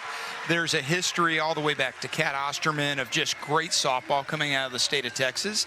And we're very close to several of the big cities, Houston, Dallas, Fort Worth, San Antonio. So this is a great draw for the whole state, and we love hosting it. I was just talking about this. I'm from Houston and I live in Austin, so I was just talking about how close that we are to all the big cities. And we have nearly 5,000 people here today. What does the rest of the attendance look like for the rest of the weekend? Yeah, so it's going to be great. We're going to have 5,000 to 6,000 the next couple nights, and these are the largest professional, really largest softball crowds ever in the history of the state of Texas. We're very proud of that, and I think we're going to break the all-time record Saturday, so it's pretty cool. Wow. Love to see it. Why the AUSL for you? And we've seen it with Major League Baseball and the partnership and so much excitement around this league right now as Sierra Romero leads off the inning. But why the AUSL? Do you think this could be the one for pro softball? Well, look, I've known Kim a while, and I was excited when she got involved. Obviously, Kat Osterman has been a big part of everything softball here in the state of Texas. And we've worked a lot with her, with RBI Austin, and going back to, both the years that I was running the Houston Astros and my dad was running the Texas Rangers. And so we've just had a long history here with softball in this state. We're a big proponent of women's sports. My wife was a college basketball player, Division I at TCU, and we coached our girls, and so we just love women's pro sports, all of them. So next summer, the hope is that 6 teams, we'll add 2 teams, so we'll expand, and that we have 6 cities for those teams. So as somebody who lives just north in Georgetown, why should a team be in Austin and Round Rock, do you think? Yeah, I think it'd be great. We've done this. This is the 3rd time we've done this, and we've drawn really well every single time. It's a huge softball community. Look, the national champs are here, and the Texas Longhorns. I think A&M was ranked #1 early in the season. Baylor's not far down the road. So this is a hot market for softball. And, obviously we'd have to work around the ability to have a AAA baseball team. We play 75 home games here for the Texas Rangers as the AAA affiliate with the Round Rock Express. But we've done it before, and look, we're going to sit and talk, and it would be something fun to have happen. And I think fans are liking the field that we have, even though we're converting it from baseball. I think the game's playing well. I think the players like the sliding pits and the grass, and so I think it's working here. Hard hit ball from Romero into left field. Second hit tonight for Sierra to lead off the 4th. We are at Dell Diamond, AAA affiliate home for the Texas Rangers. Absolutely beautiful setup here. We're thrilled to be here, and those dimensions that we have in transitioning this to a softball field, 210 down the lines, 230 to center field. How much work goes into that part of it, just decorating it for the softball venue? Well, when we first got together with Athletes Unlimited, the fence really is the biggest thing. You have to make sure you get it right. And I was talking to Kat a little while ago. When the first time we did it, we did not have this quality of fence. You want it to be where players, the first home run was almost robbed earlier today. So you want them to feel comfortable that they can go in and make a play like they would be able to make at any softball facility. But I think the beauty of playing at Dell Diamond, UT, down at Red McCombs host about, I think, 1,200 to 2,000 fans with standing room only. We're going to be, double, triple that every game this week. And so the ability for us to flex up and still have it be top-level softball conditions, and hats off to our grounds crew, Nick and the guys, Travis, they've done a great job preparing this for the players. Garcia to right, that's out number 1 of the inning. Well, and I always like to ask this as a former softball player myself, but I mean, this sport just continues to grow with how many people are watching on TV. We're coming off of the most watched Women's College World Series ever. People, no matter if you're a boy, girl, young, old, people just really gravitate to fast pitch. But coming from a baseball family, what is it that you like to watch about our game? I like the fast-paced nature of the game, and it's a quick game. And look, Major League Baseball has been pivoting the last couple years because the one true outcome has become such a big part of the game, the walk, the strikeout, or the home run. You saw MLB put in these rules changes, and I love that the commissioner did that. Kind of the pitch clock, no shifting, relief pitchers having to face a certain number of batters. But I think softball already has that. Small ball is in. It's a quick game. It's station to station. But yet we've had, 3-4 home runs tonight. So the long ball still is part of the game. And so I think in a lot of ways it's what MLB wants to have. it's seeing these great athletes in action in every form, from speed to, doing the little things to power, raw power. So when's TCU going to get a team? I know. I get asked that all the time as a former TCU baseball player. They're a little bit landlocked, so it's going to come down to where do you put the field? And do you have to play off-site? It was neat to see, what some of the programs have done across the state, playing at city parks and other places. So I would love to see the Frogs do it. Mike, the athletic director now, is a former Major League Baseball player, so maybe he will. Popped up by Coffey into shallow center. That's out number 2. We need TCU. We need Rice. We need Vanderbilt. I know that's not in Texas, but yeah. a state that starts with a TE. We need these Correct. to start getting in. Correct. But, TCU has the equestrian team and the women's rifle team, so only in Texas, Okay, yeah. But U of H has a great field. My girls were very high-level softball players. All of them played through high school. My youngest daughter won a state championship at the TAPS level in Houston at Second Baptist. Okay. Coach for a long time, and in fact one of the girls that played with her, Isa Torres, is having a great year at Florida State. Her sister is working for us here with the Express, and she's also coaching up at UTA. I love a name drop from you for Yes. Isa Torres, because she's an absolute star. Went to high school in Georgetown, just up the road here, and starting shortstop at Florida State, even as a freshman. With another All-American Florida State star at the plate, Jesse Warren, right now, so it's fitting. Good timing. You got your prep down for this broadcast. Well, no, I didn't even prep. It's true. I coached her. We used to, her dad, Joe, was our head coach. I was the assistant because working in baseball, it's hard to make all the games. So I was kind of the glorified bat boy, but we practiced in Belton, and we played all over the Southeast. And I miss those days, but it's great to have this here. And I told Kim early on, I said, you're not going to find a bigger softball fan than me. Love it. And it's really neat seeing the girls, the ladies, that played the first time here. Now, whether it's Danielle doing TV in the College World Series or Kat, Megan Jo Willis, seeing just the success that Pride and Chicago team had from back in the day with Jenny and everybody.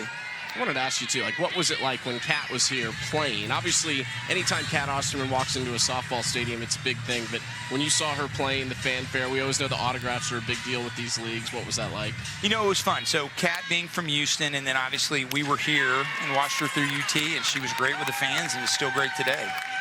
Well, Jesse Warren goes down on strikes. Reed Ryan, we appreciate the time. Good luck this weekend. We'll be watching and, go Athletes Unlimited. Thanks. Love it. Love it. Thank you. Reed Ryan, the reason we're here. And there's his dad, the legend, Nolan Ryan.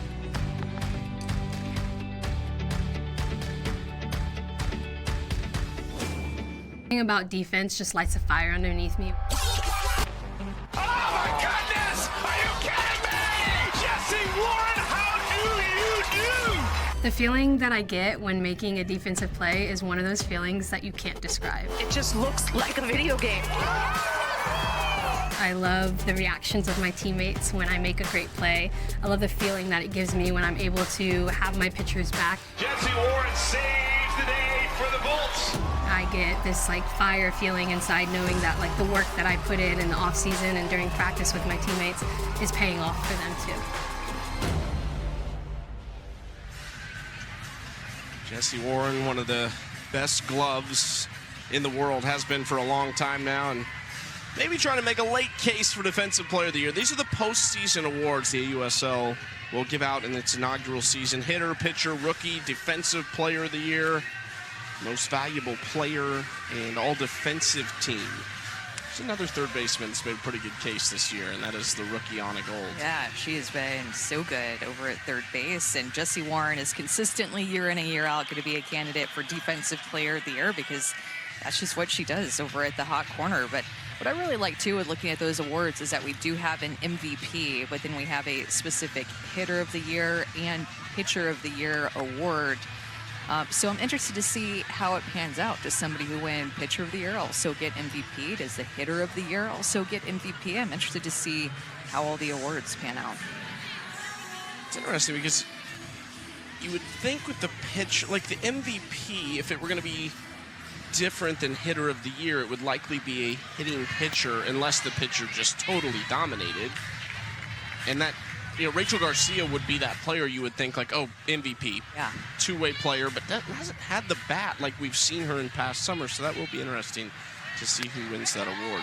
All of them, for that matter. Yeah, there's a lot of different options for not just this year, but in the years moving forward. We are into the final 6 games for these two teams of this inaugural season. I mean, it feels like it kind of flew. Less than 2 months. We flew, the games flew, the teams flew all over the country, going to all these different locations across the country. They're taking it easy on you, though, down the stretch. How far do you live from here exactly? 30 minutes, and I am so thankful to have a home game this time of year. The drive for me would have been a solid 14 hours, maybe more. Commuted back and forth and got no sleep. 2-2 count to McKinney into left field for Lorenz. 1 out.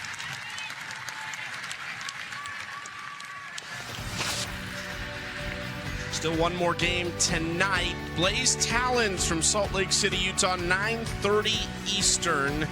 And then we're back tomorrow on ESPNU at 8 Eastern here in Round Rock for game 2 of this 4-game set. Talons have already punched their ticket to Tuscaloosa. They will actually play the Volts in a couple midweek games on Tuesday and Wednesday there. And then for the Talons, they will stay.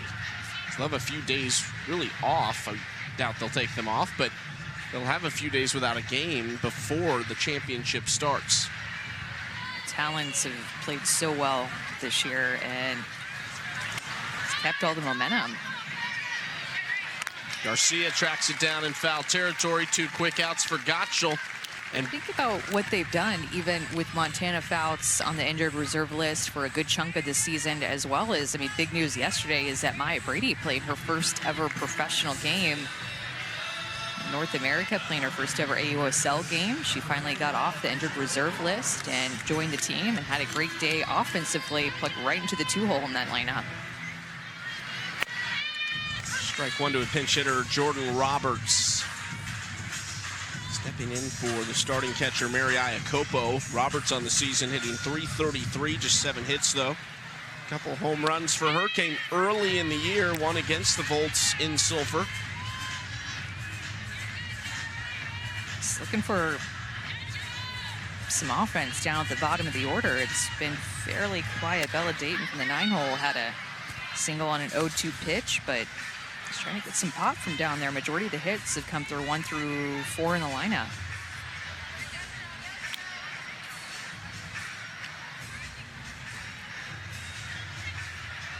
Gottschall ahead 0-2. What a duo she was with Carlin Pickens at Tennessee in her final season there. Played a couple of years at Tennessee.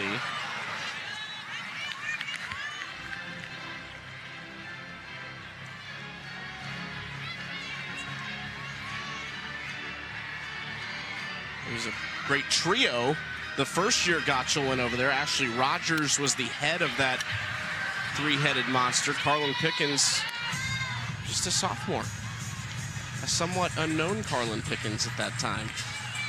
Crazy to think that she'll be a senior this upcoming season. The senior class that is coming up to, or be seniors next season is so talented. In the circle, at the plate, all different positions. Into right center, and Coffey over to make the catch. 1-2-3 for Peyton Gottschall. Needs some help from her offense. Down 2 runs, backs against the wall.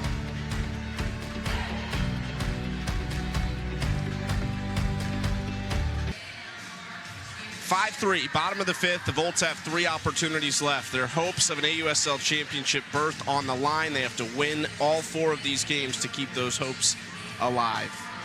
ESPN and the AUSL announced the launch of the Ultimate Softball Snackdown, a competition to crown the first ever official snack of AUSL. Fans can vote via @ESPNW and @Sister Snacking social medias to crown their favorite snack. Today, Amanda, is the last day to vote. There's 4 different choices, and they're all different varieties. I have just knowing people like chocolate, I have a feeling that the brownie chocolate one is doing well, but I think that we all need to give the key lime one a chance and the strawberry shortcake one. I'd probably go strawberry shortcake. Me too. It looks so good.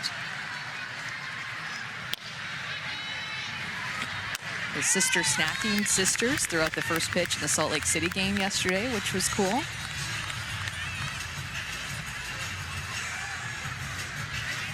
That West trip, Eric Collins and Daniel Laurie in Seattle, and then Eric with Jess Mendoza last night. How about the booth tonight in Salt Lake City? Eric Collins, Jessica Mendoza, and Natasha Watley. I'm not gonna lie, I'm gonna be turning it on, listening to it on my drive home. Can't wait to hear that.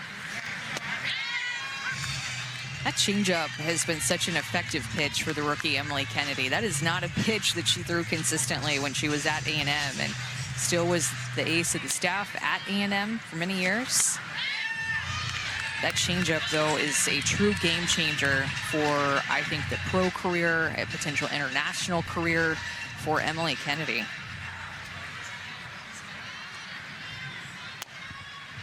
Deja Mulipola leading off. Ground ball up the middle to start the fifth. Much needed for this Volts team to get off to a good start.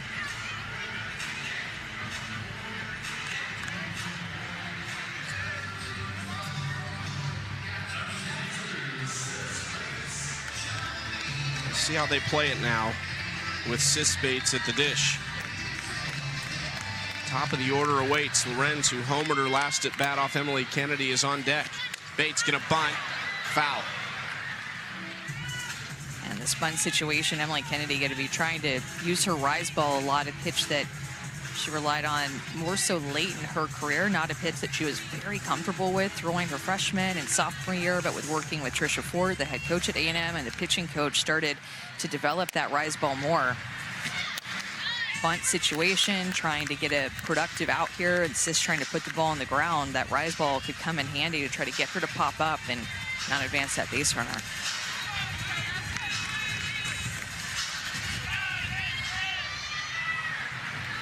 Down 0-2. Ball one.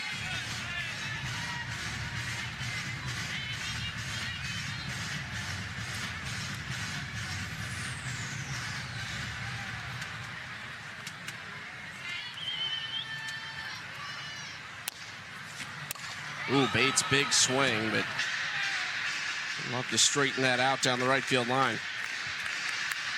Sis nearly doubled her season total in hits in game one at her alma mater, Washington, last weekend. Had 3 hits, but she's reached just once in the last 2 games. It was 0 for 1 tonight. It's ball 2. Had her best offensive summer last year in the All-Star Cup format, the leaderboard format of Athletes Unlimited, which has been the only format the last 5 years. We'll still play the AUSL All-Star Cup in August.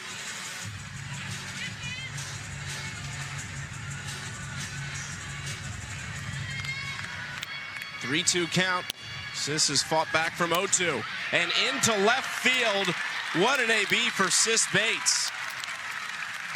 Just feel like she continues to put together these ABs late in the season. Just a gritty at bat against Emily Kennedy. It was just trying multiple different ways to get her out. And then finally, push comes to shove on a full count. She has to challenge her a bit with the top of the order on deck. Get the most of it. Remember, Amanda Lorenz had a home run off of Emily Kennedy on the first pitch in her last AB. Got out of here in a hurry. Slow roller back to Kennedy, wants to go to third. It was awkward over at third base. And Mulipola is out, but I think Mulipola is saying there was obstruction.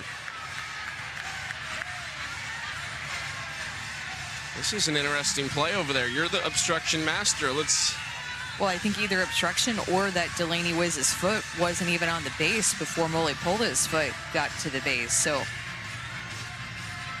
see her looking a little bit confused, and the Volts are going to fight for this one, knowing what's at stake, down by 2 runs, threatening with the top of the order, coming up here with multiple runners on base, and they're going to do a coach challenge here.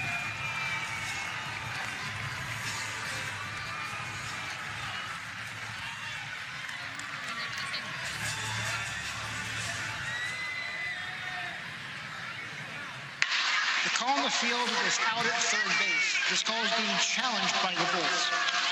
Definitely going to need to see it. And there's a lot going on there with Delaney Wisz kind of hustling back to third base. Deja Mulipola running hard with, as soon as she saw that ball on the ground, she knew that there was going to be a force out at third, and she was going to have some hard hustle to get in there. And the question is going to be, I don't think Delaney's foot was on the base. However, I think that the tag ends up tagging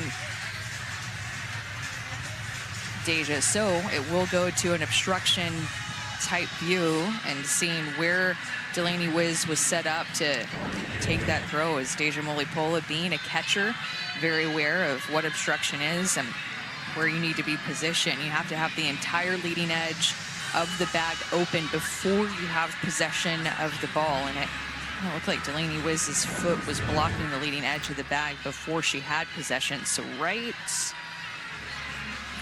there. Is she blocking the leading edge of the bag? It's kind of tricky though, Chucky, because it's hard to see exactly where her foot's positioned. And part of that rule is you have to have the ball before the slide begins, and I think clearly in this scenario that's not the case. Yeah, once you have possession of the ball, you can technically just sit in front of the bag.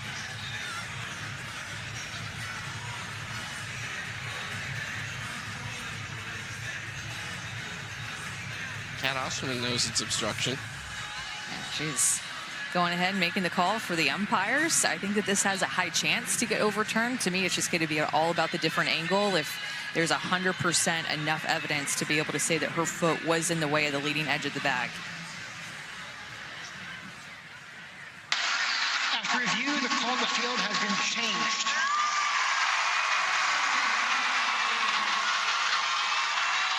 It is obstruction. So you saw Deja Mulipola kind of slide into the foot of Delaney Wisz that was blocking that leading edge and preventing her from getting to third base. Don't often see on a force play like that an obstruction over at third base. That's a unique one. Tying run at second base. Bases loaded with nobody out.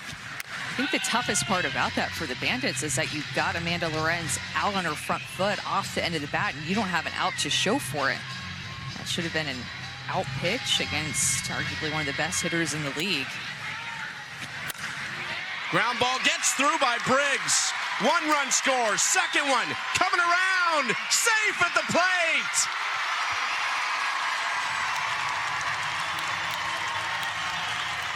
The Volts have life.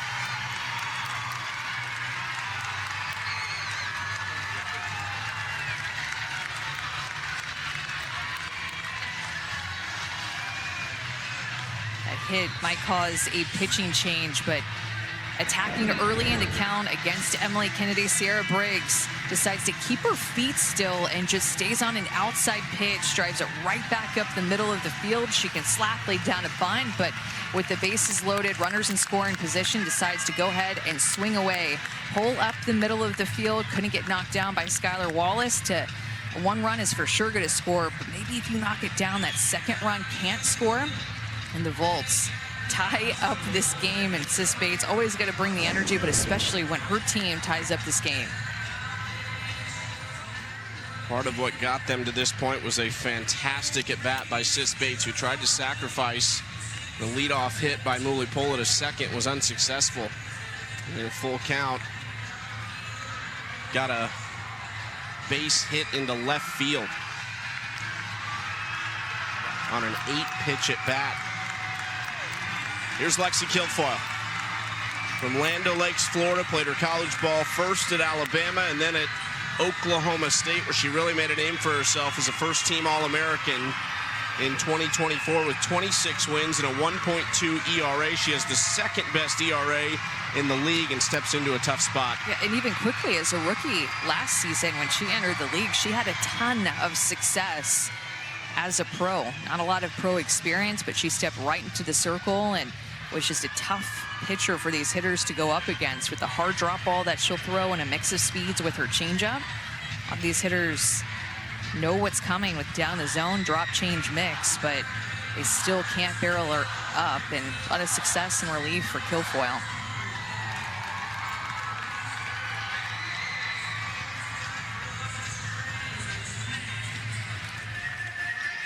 Just having some fun this inning, as always.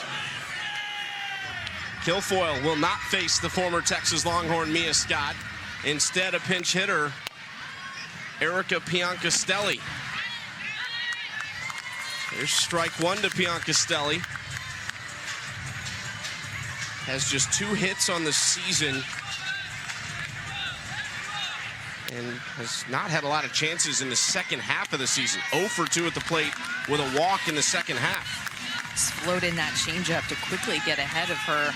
0-2.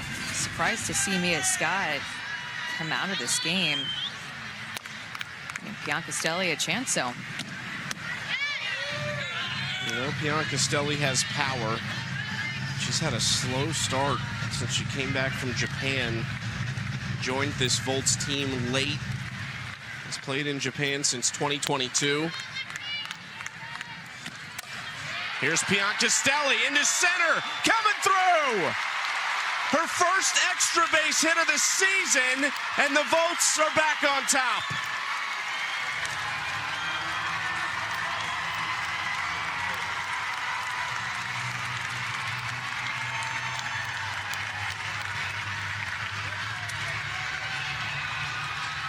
That has to feel so good for the veteran, Erica Piancastelli, who's had multiple chances and pinch hit opportunities. They want her to get hot. They want her to thrive. They want her bat to get hot because of the pop that she has, that right-handed power that she presents, and in a pitcher's count, gives the Volts the lead.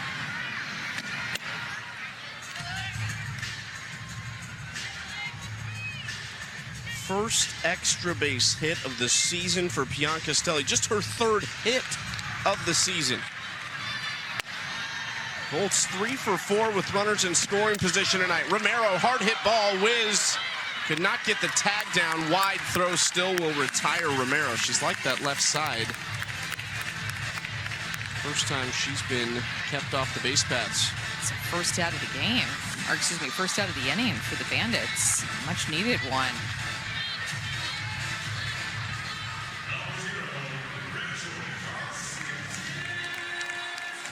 Rachel Garcia started this game in the circle. Now trying to help out Peyton Gottschall, who's been pretty good in relief. Watches ball 1. We've talked about it all year, Chucky. We've just waited for this Volts lineup to catch fire. Lowest batting average in the league coming into this game, hitting .255 as a team. Just above them is the Talons, .295, but majority of the season, they've been the only team hitting under 300.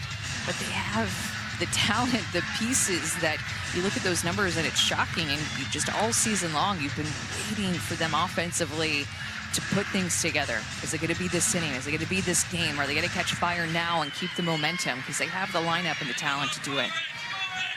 Entered the weekend 28 runs behind the 3rd most run scored team in the league. Volts had scored 67. 3rd place was the Blaze at 95.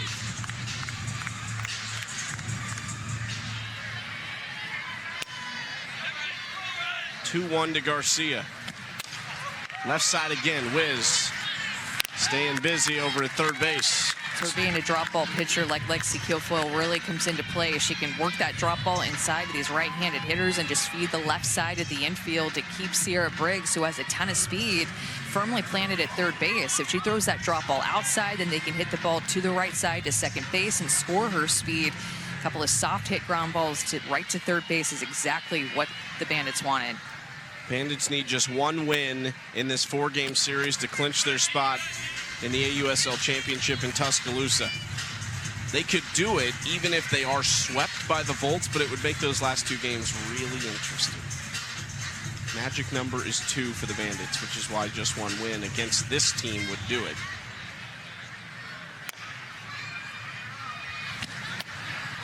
Outside throw to 3rd. That was a little bit risky. If Wisz doesn't stop that, maybe a 2-run cushion for the Volts. Been busy this inning. variety of different plays. A pickoff, a couple of ground balls, a force out at third.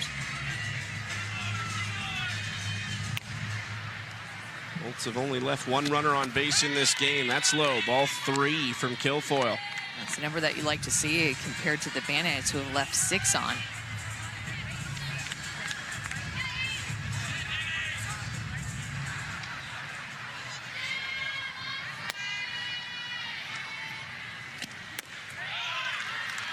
Four-pitch walk to Danica Coffey.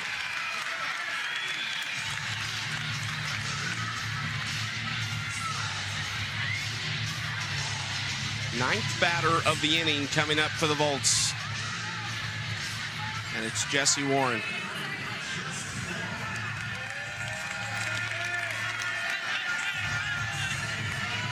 Hit her first home run of the season back in the second inning to help the Volts jump out to a 2-0 lead.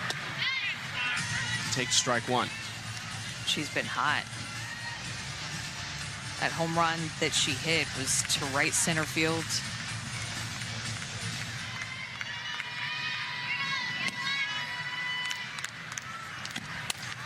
Off the handle back to Kilfoyle. That'll do it for the 5th, but a productive one. 3 runs for the Volts as they take a 1-run lead. This is just 2 teams who are just throwing punches back and forth in this game. A ton of runs scored in all different innings, but it's the Volts who are speaking the loudest right now. A 3-run 5th inning to give them the lead.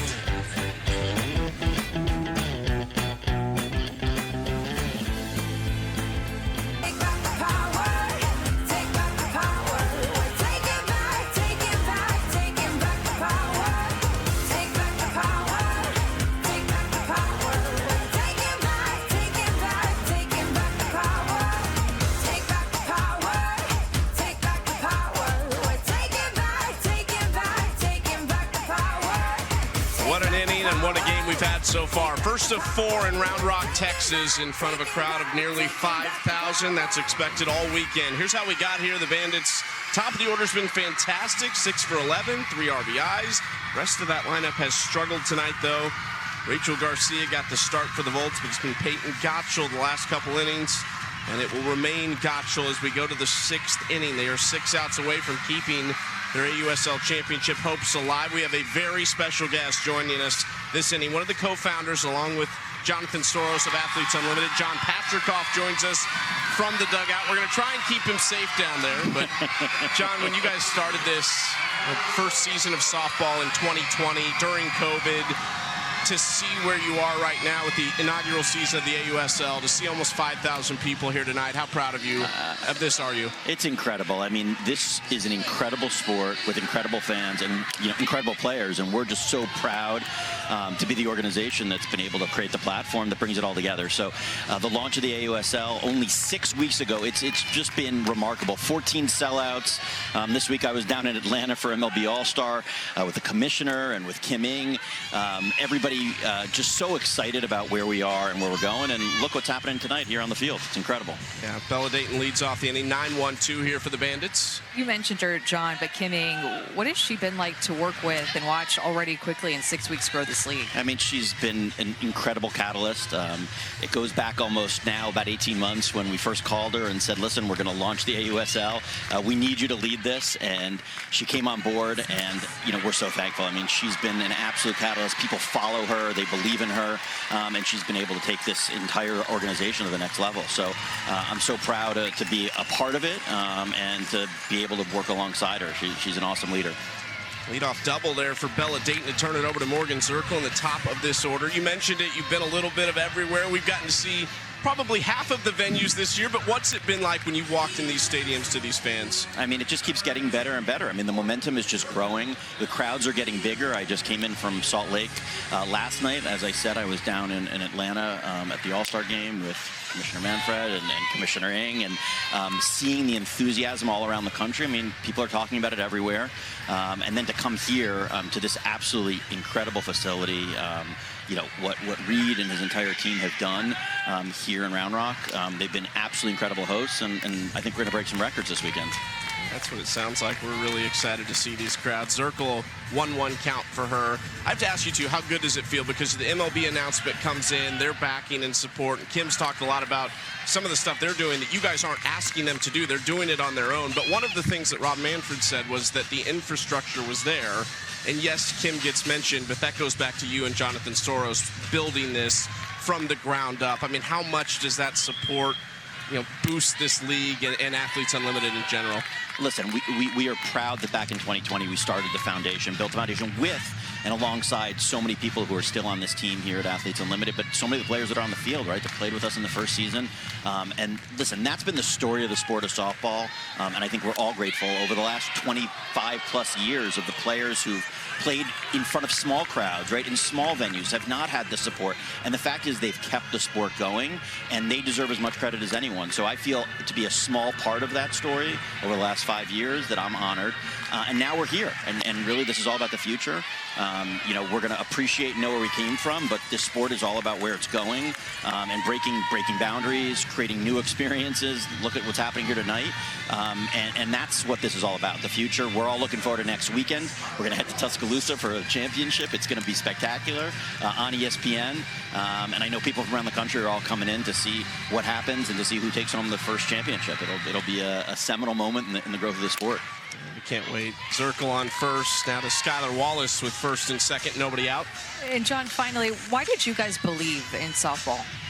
Listen, this sport has always had incredible talent on the field. There have been fans all over the country, and it just required the platform. I mean, it just required the right set of people, and so it, quite frankly, was pretty obvious when you looked at it back in 2019. We were thinking about launching Athletes Unlimited Softball. If you just looked hard enough, you could tell the college game was so huge. What was going on at the youth level was so huge, and what this pro sport needed was the right environment, the right league, and again, I'm proud that we've been able to work hard. Listen, this just goes in and day out of trying to build this business, and I almost am going to get that one, guys, but I'm going to let it go. John, we always appreciate talking to you, and thank you for all you and Jonathan have done for the sport as well. And thank you both, Chucky, Amanda, the whole team. You guys are absolutely incredible and a huge part of this as well. Thanks, John. John Patricoff, one of the co-founders of Athletes Unlimited, and a big reason we are standing here today. Talking about all the people involved, the staff, because we've talked about how much goes into this. How about that swing from Wallace, and that is gone. Skylar Wallace keeps it straight down the right field line. Back and forth we go. Bandits back in front. Fourth of the season for Wallace, and now has homered on back-to-back weekends.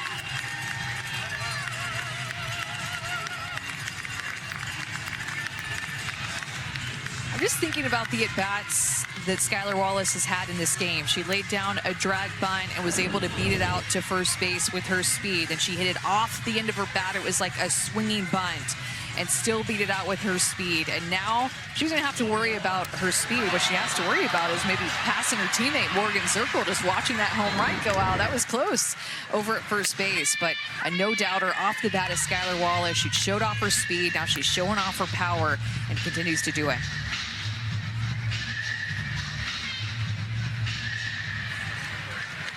Partially feel like Skylar Wallace has had like a quiet season. But she entered the week hitting .344. She leads them in runs scored, third in hits. That was her fourth home run. She's been excellent. But you've been a part of this lineup with three bats who have just been untouchable. As here's one of them, Coffel, flying out for the first out in the inning. And it's kind of a product of her own success. When you go back to what she did at Florida, it was just so absurd, the numbers. Yet she's always having success no matter what level she's playing at.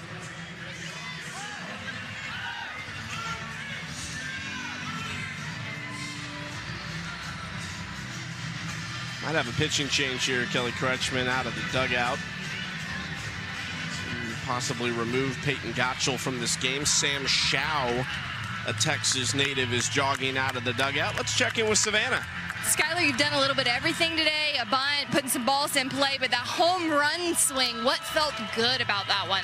I mean, obviously those weren't the best pitches. I think were called strikes.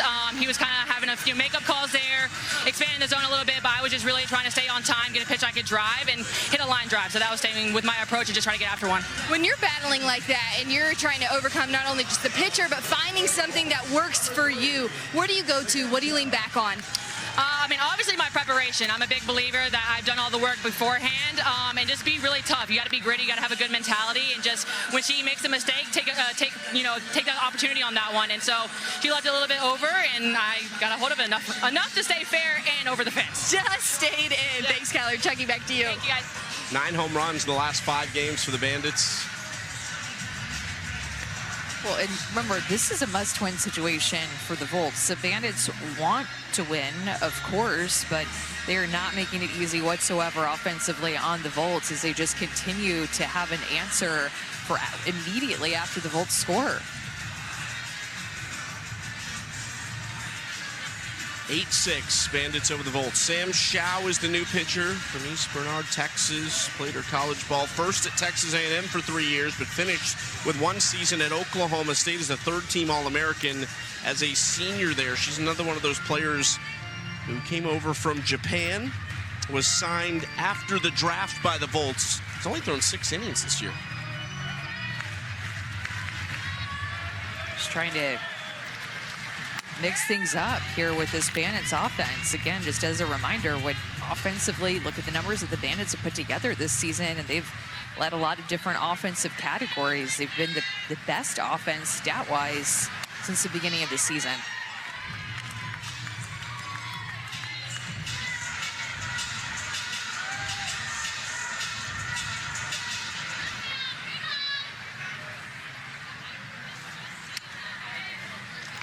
High for ball 2 to Danielle Gibson-Horton. Single and a double for Danielle tonight after striking out in her first at bat.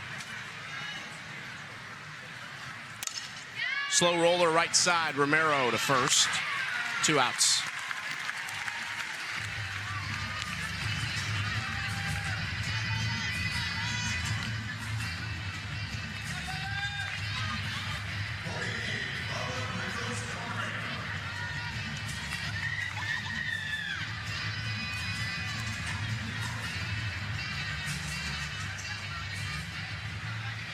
Nobody on for Bubba Nichols Camarena.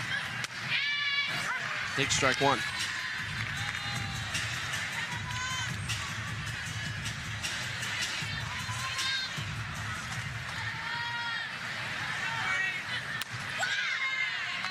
Bubba started to get hot. She started to use the middle to right side of the field, and that's when you know that watching her at bats, just such a professional hitter, that's when you know that she's on, when she's driving the ball middle right side.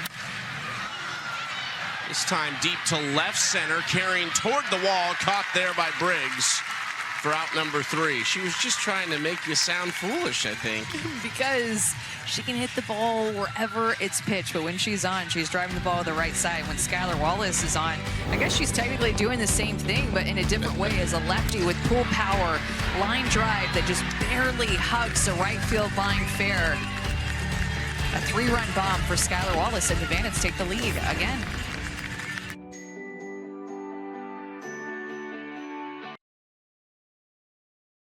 This is McKinney's home field. Was for 5 years as a college player at Wichita State. She is truly a Wichita State celebrity when you're around here. Sydney McKinney, one of the greats to ever play in these parts. Just legendary in Wichita. She became the face of Shocker softball, and so many little girls wanted to be like her. It was awesome. Seeing the community show up here and seeing the little girls that watch our games is a huge factor into why I still love the game. These athletes aren't just returning to play, they're coming home to where it all began. Get an exclusive look at what it meant for Sydney McKinney to return to her alma mater as a professional. You can watch the full episodes now on the AUSL YouTube channel or MLB.com/AUSL. It's big news, too, that broke that she's returning back to be on staff at Wichita State. She was on staff with her teammate, Morgan Zerkle, at Marshall as an assistant coach, where Morgan is the head coach. Talking to Reed Ryan earlier about locations being selected. We've been to Wichita the last couple summers, so you would think they would be one of those spots being discussed as Mulipola grounds out to shortstop. And if, by chance, Wichita were one of those teams, you know who Sydney McKinney would want her home base to be. She'd be hoping she's on the team that is based out of Wichita. I think they'd be hoping that too. I can assure you we have no inside knowledge. Zero. This is all hypotheticals.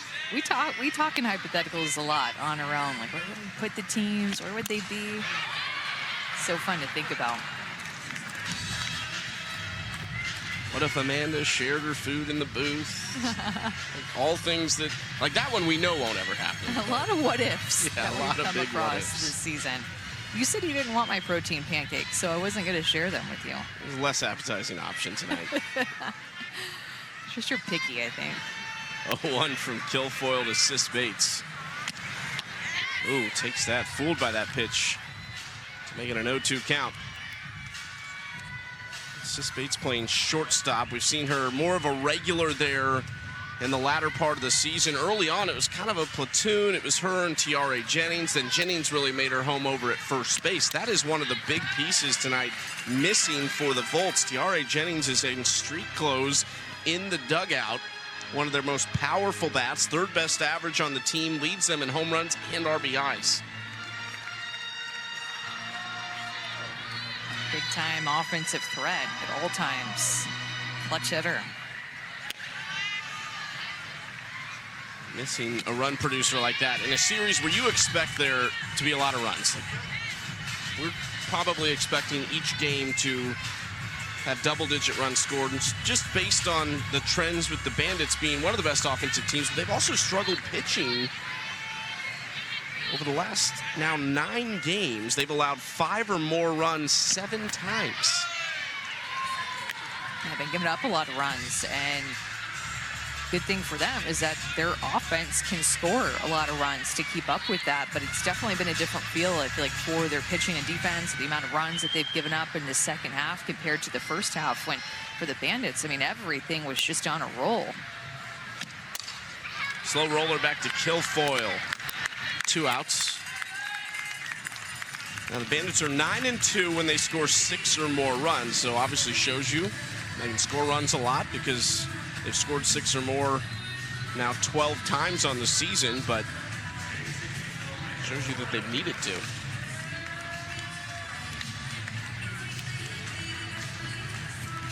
Every out right now for the Volts, so critical to keep their AUSL championship hopes alive. I mean, 2 quick outs for Kilfoyle, who has entered this game and gotten soft contact whenever she's needed it after that double that she gave up to Erica Piancastel. Just a lot of soft contact since then, a lot of weak hit ground balls off the end of the bat, which is exactly what she wants to do with her drop ball.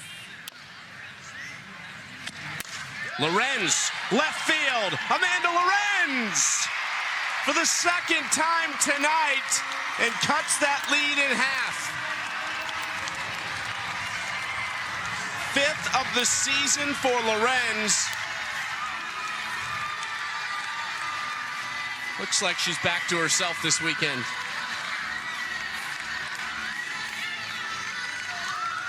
Her second one in this game, and the first one off of Emily Kennedy went to right field. This one, she goes with it to left field. I mean, just showing off her ability to hit to all fields. First strike that she sees, just like the first pitch home run off of Emily Kennedy, first strike that she saw there. Lorenz being aggressive early in the count. 2 home runs in this game. Unfortunately for the Volts, both of her home runs have come with nobody on base. Second multi-home run game of the season. The other was in the final game of the first half against the Talons, a game that she tried to get them back into and carry them to a victory. It's one of those games, and you can go back through the season, as you can in every year, but it's just different for us because it's a 24-game season. So you look at the Blaze and you look at the Volts, you go back through their schedule and think, man, what if they got this one? What if they would have got this one? Whether that was in positions to produce runs in key moments or playing with a lead late in the game and letting it slip. And They needed that home run in this game. They needed this home run in this inning because of a couple of quick outs, soft contact that just was infield ground balls, and then just a good piece of hitting. To think about what it takes to hit a kill foil drop ball that you get the bottom half of the ball. This is hit deep to left field from Briggs. Going back is Zerkle and makes the play.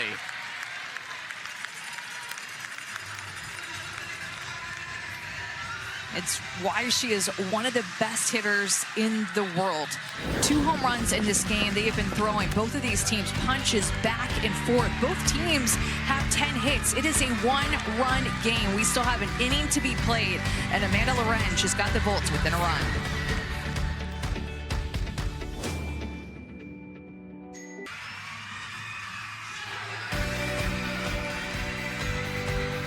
Almost 5,000 in attendance tonight at Dell Diamond in Round Rock, Texas. We're about 20 miles north of campus at the University of Texas in Austin.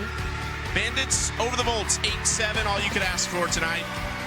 It's going to come down to the wire. This series continues from Round Rock tomorrow night at 8 Eastern on ESPNU, game 2 of 4.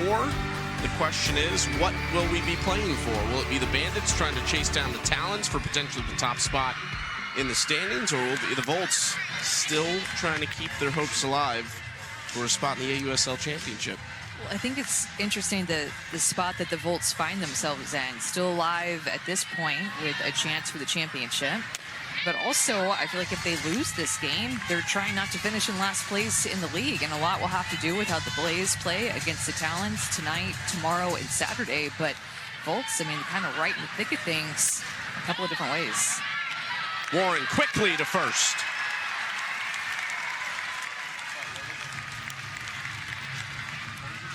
McKinney retired to start the inning.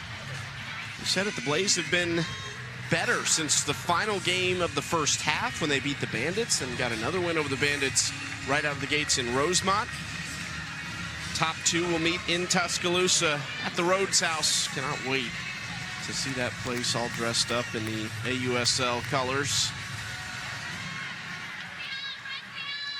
Historic venue for college softball. Think about the players that have played on that field, the moments that they've had.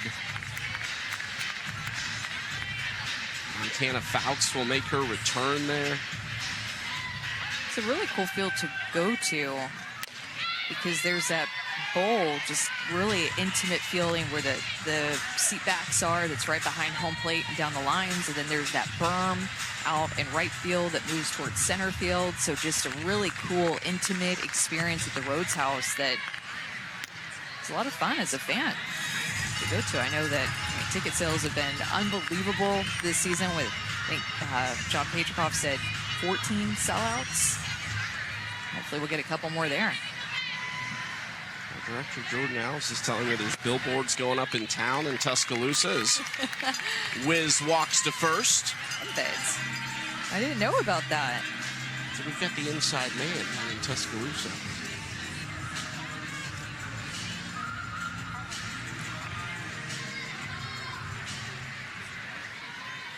Thank you to our producer Casey Carter and director Jordan Alves. Great crew. Associate producer Cam Guidry.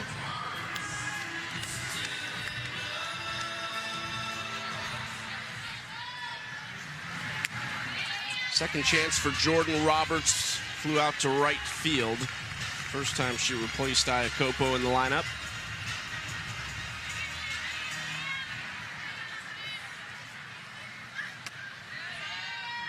Jumps ahead 2-0. I wonder what the Volts are thinking about. Sierra Mero told us when she was mic'd up that they're not trying to think about what's at stake, but even in a regular game when you're down by 1 run in the 7th inning, you're feeling that little bit of added pressure. Nevertheless, when you're trying to keep your championship hopes alive.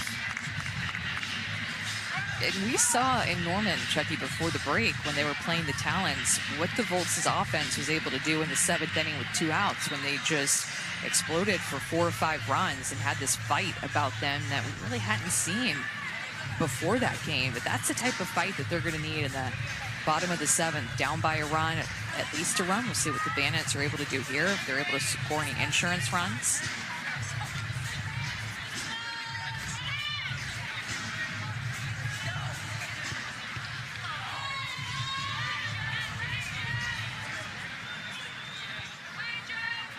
2-1 to Roberts, just outside.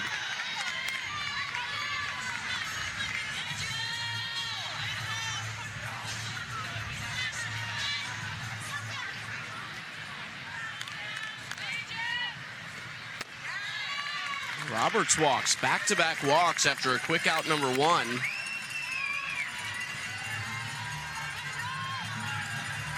Do not want to give Flexi Kilfoyle any insurance here. Now, one of the Longhorns coming back to the plate already with 2 hits tonight. Sam Shao needs to throw her changeup or a drop ball and roll a double play here. It's going to be tough with speed at the plate with Bella Dayton, but is to find a way to put the ball on the ground and let her infield do some cleanup work behind her after those back-to-back free passes. And Bandits top of the order on deck with Morgan Zerkle, who already hit a home run in this game. You do not want her up.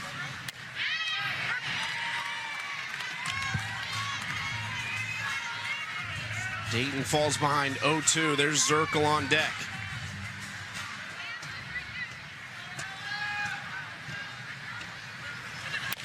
That one does run too far outside.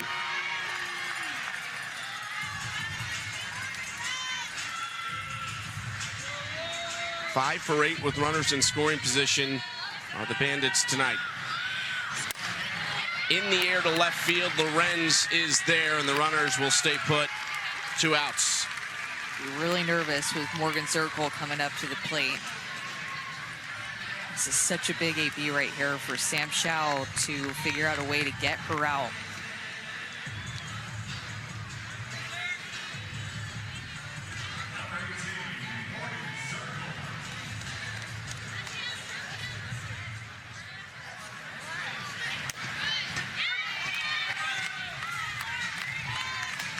Strike 1 to Zerkle.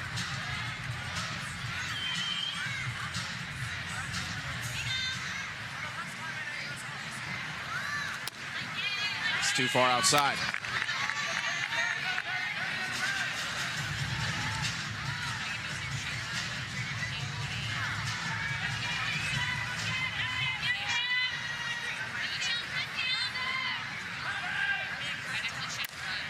Zerkle falls behind 1-2. Swing right there.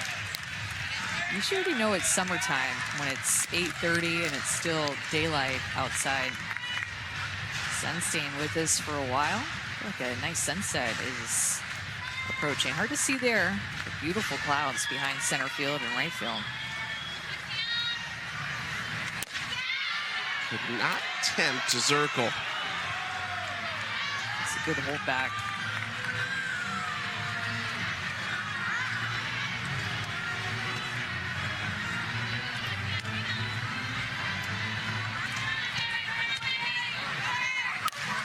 Another foul ball from Zerkle.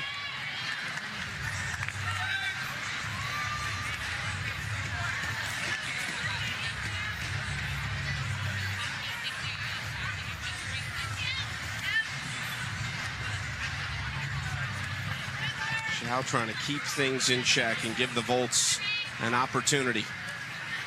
Got her! Big pitch from Sam Shao to keep it a 1-run game. Piancastel leads it off. Sierra Romero, Rachel Garcia, some big hitters due up.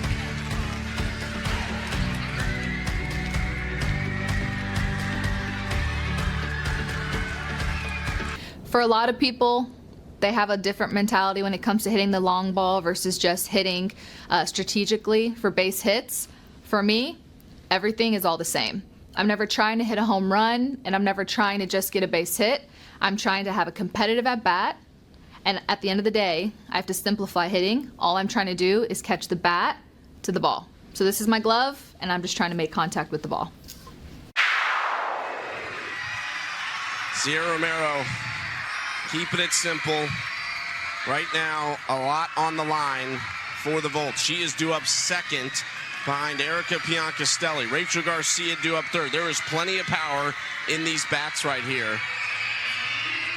Piancastel, though, came in to hit for Mia Scott, an RBI double her last time up, one of her first few hits of the season. Romero has not homered this year. Garcia has 1. First pitch strike to Erica Piancastel. think the octaves with the little kids getting involved in the screaming just went up a few notches here in the bottom of the 7th inning. Woo! Strike 2 to Piancastel.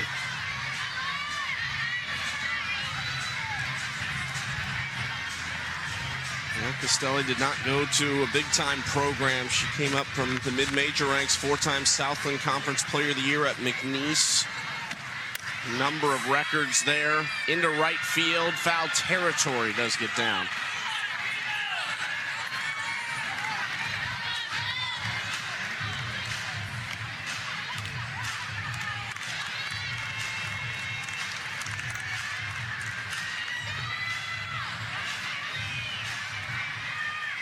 One-run deficit, one swing from any of these hitters to level this game. That's low for a ball. It's so hard to hit a home run off of Kilfoyle with how she changes speeds and how she stays down the zone. So it's going to be up to her to not elevate that drop ball and to really get the down movement going to it to feed her infield some ground balls here. She is working with Jordan Roberts, who stayed behind the plate.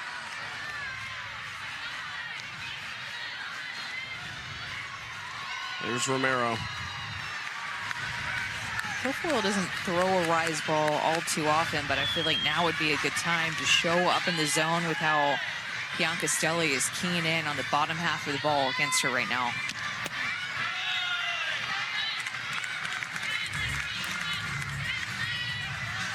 Good at bat to start the inning by Piancastel after falling behind 0-2.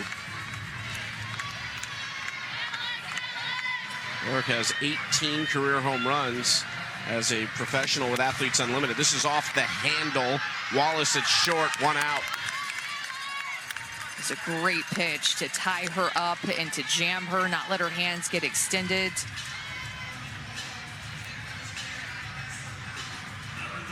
Mentioned it, Romero doesn't have a home run this season, but man, has she been clutch in her career, going back to her days at Michigan. Hit 82 home runs there. The NCAA record holder for career grand slams with 11, tied with DJ Sanders, so she knows all about the big moments. Romero said she's trying to play free, not letting the situation be at the forefront of their minds. Swings through that for strike 1.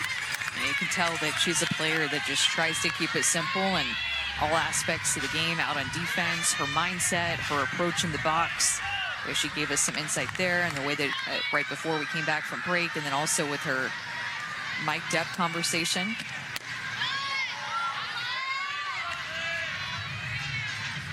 Two and one.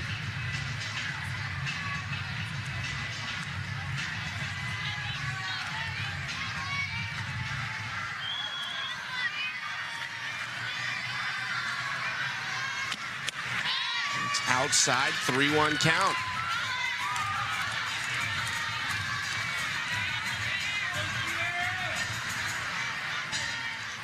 It is not Rachel Garcia on deck. It is Michaela Edenfield, star catcher out of Florida State in her rookie season. Will get a big opportunity after Romero. Sierra takes strike 2. Full count now.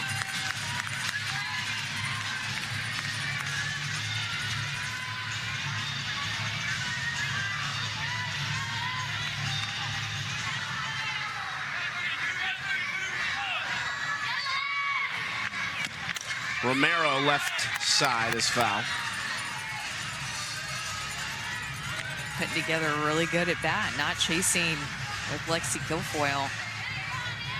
The sky is beautiful and even prettier in person. Looks a little bit white here, but we're seeing the pinks and the reds and the blues. It is a gorgeous sunset here at Dell Diamond. Sierra Romero would love to send one into the sky. This is on the ground to Wallace, her workout partner in the offseason, and there's 2 outs. Exactly what Lexi Kilfoyle wanted. A couple of ground balls to her infield.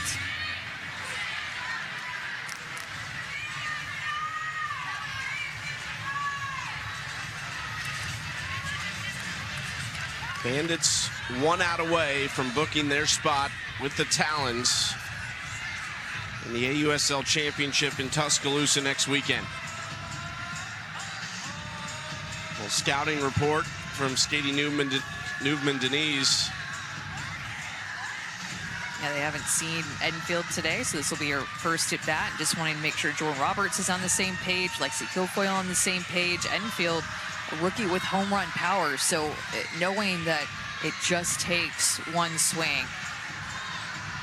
Want everybody to be on the same page with how they're going to attack her, probably what they've done against her in previous at-bats and how they've gotten her out.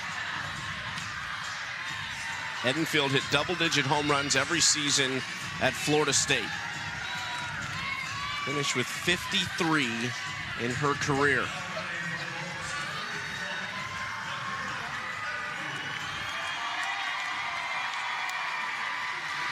First pitch, low for ball one.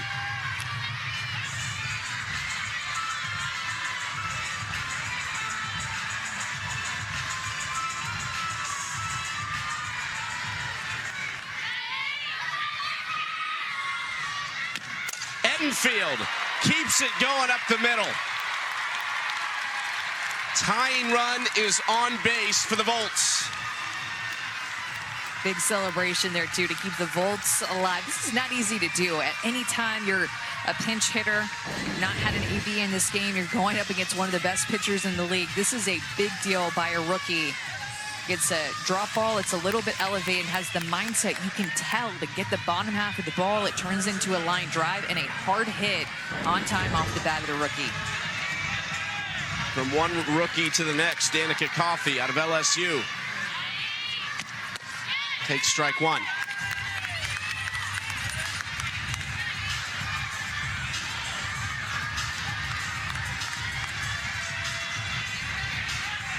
One home run on the season for Coffey. She represents the winning run. Off speed into the stands. A lot of foul balls have gone to the crowd. If you're watching and you're coming tomorrow, I feel like especially like behind the plate and third base side. Definitely. Yes. 0-2 to Coffey. Got her looking. The Bandits are going to Tuscaloosa with the Talons.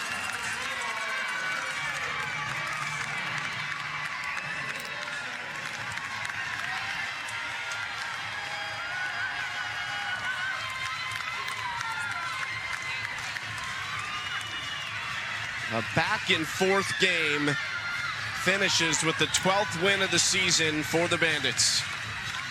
Remember, Odyssey Alexander started the game. Emily Kennedy came in relief, and then they brought in Lexi Kilfoyle to close the door. It wasn't always easy in this game for the pitchers of the Bandits, but Lexi Kilfoyle will take that called strike on the outside corner to seal the deal, seal the spot for the Bandits in Alabama, who we know now will take on the Talons in the championship.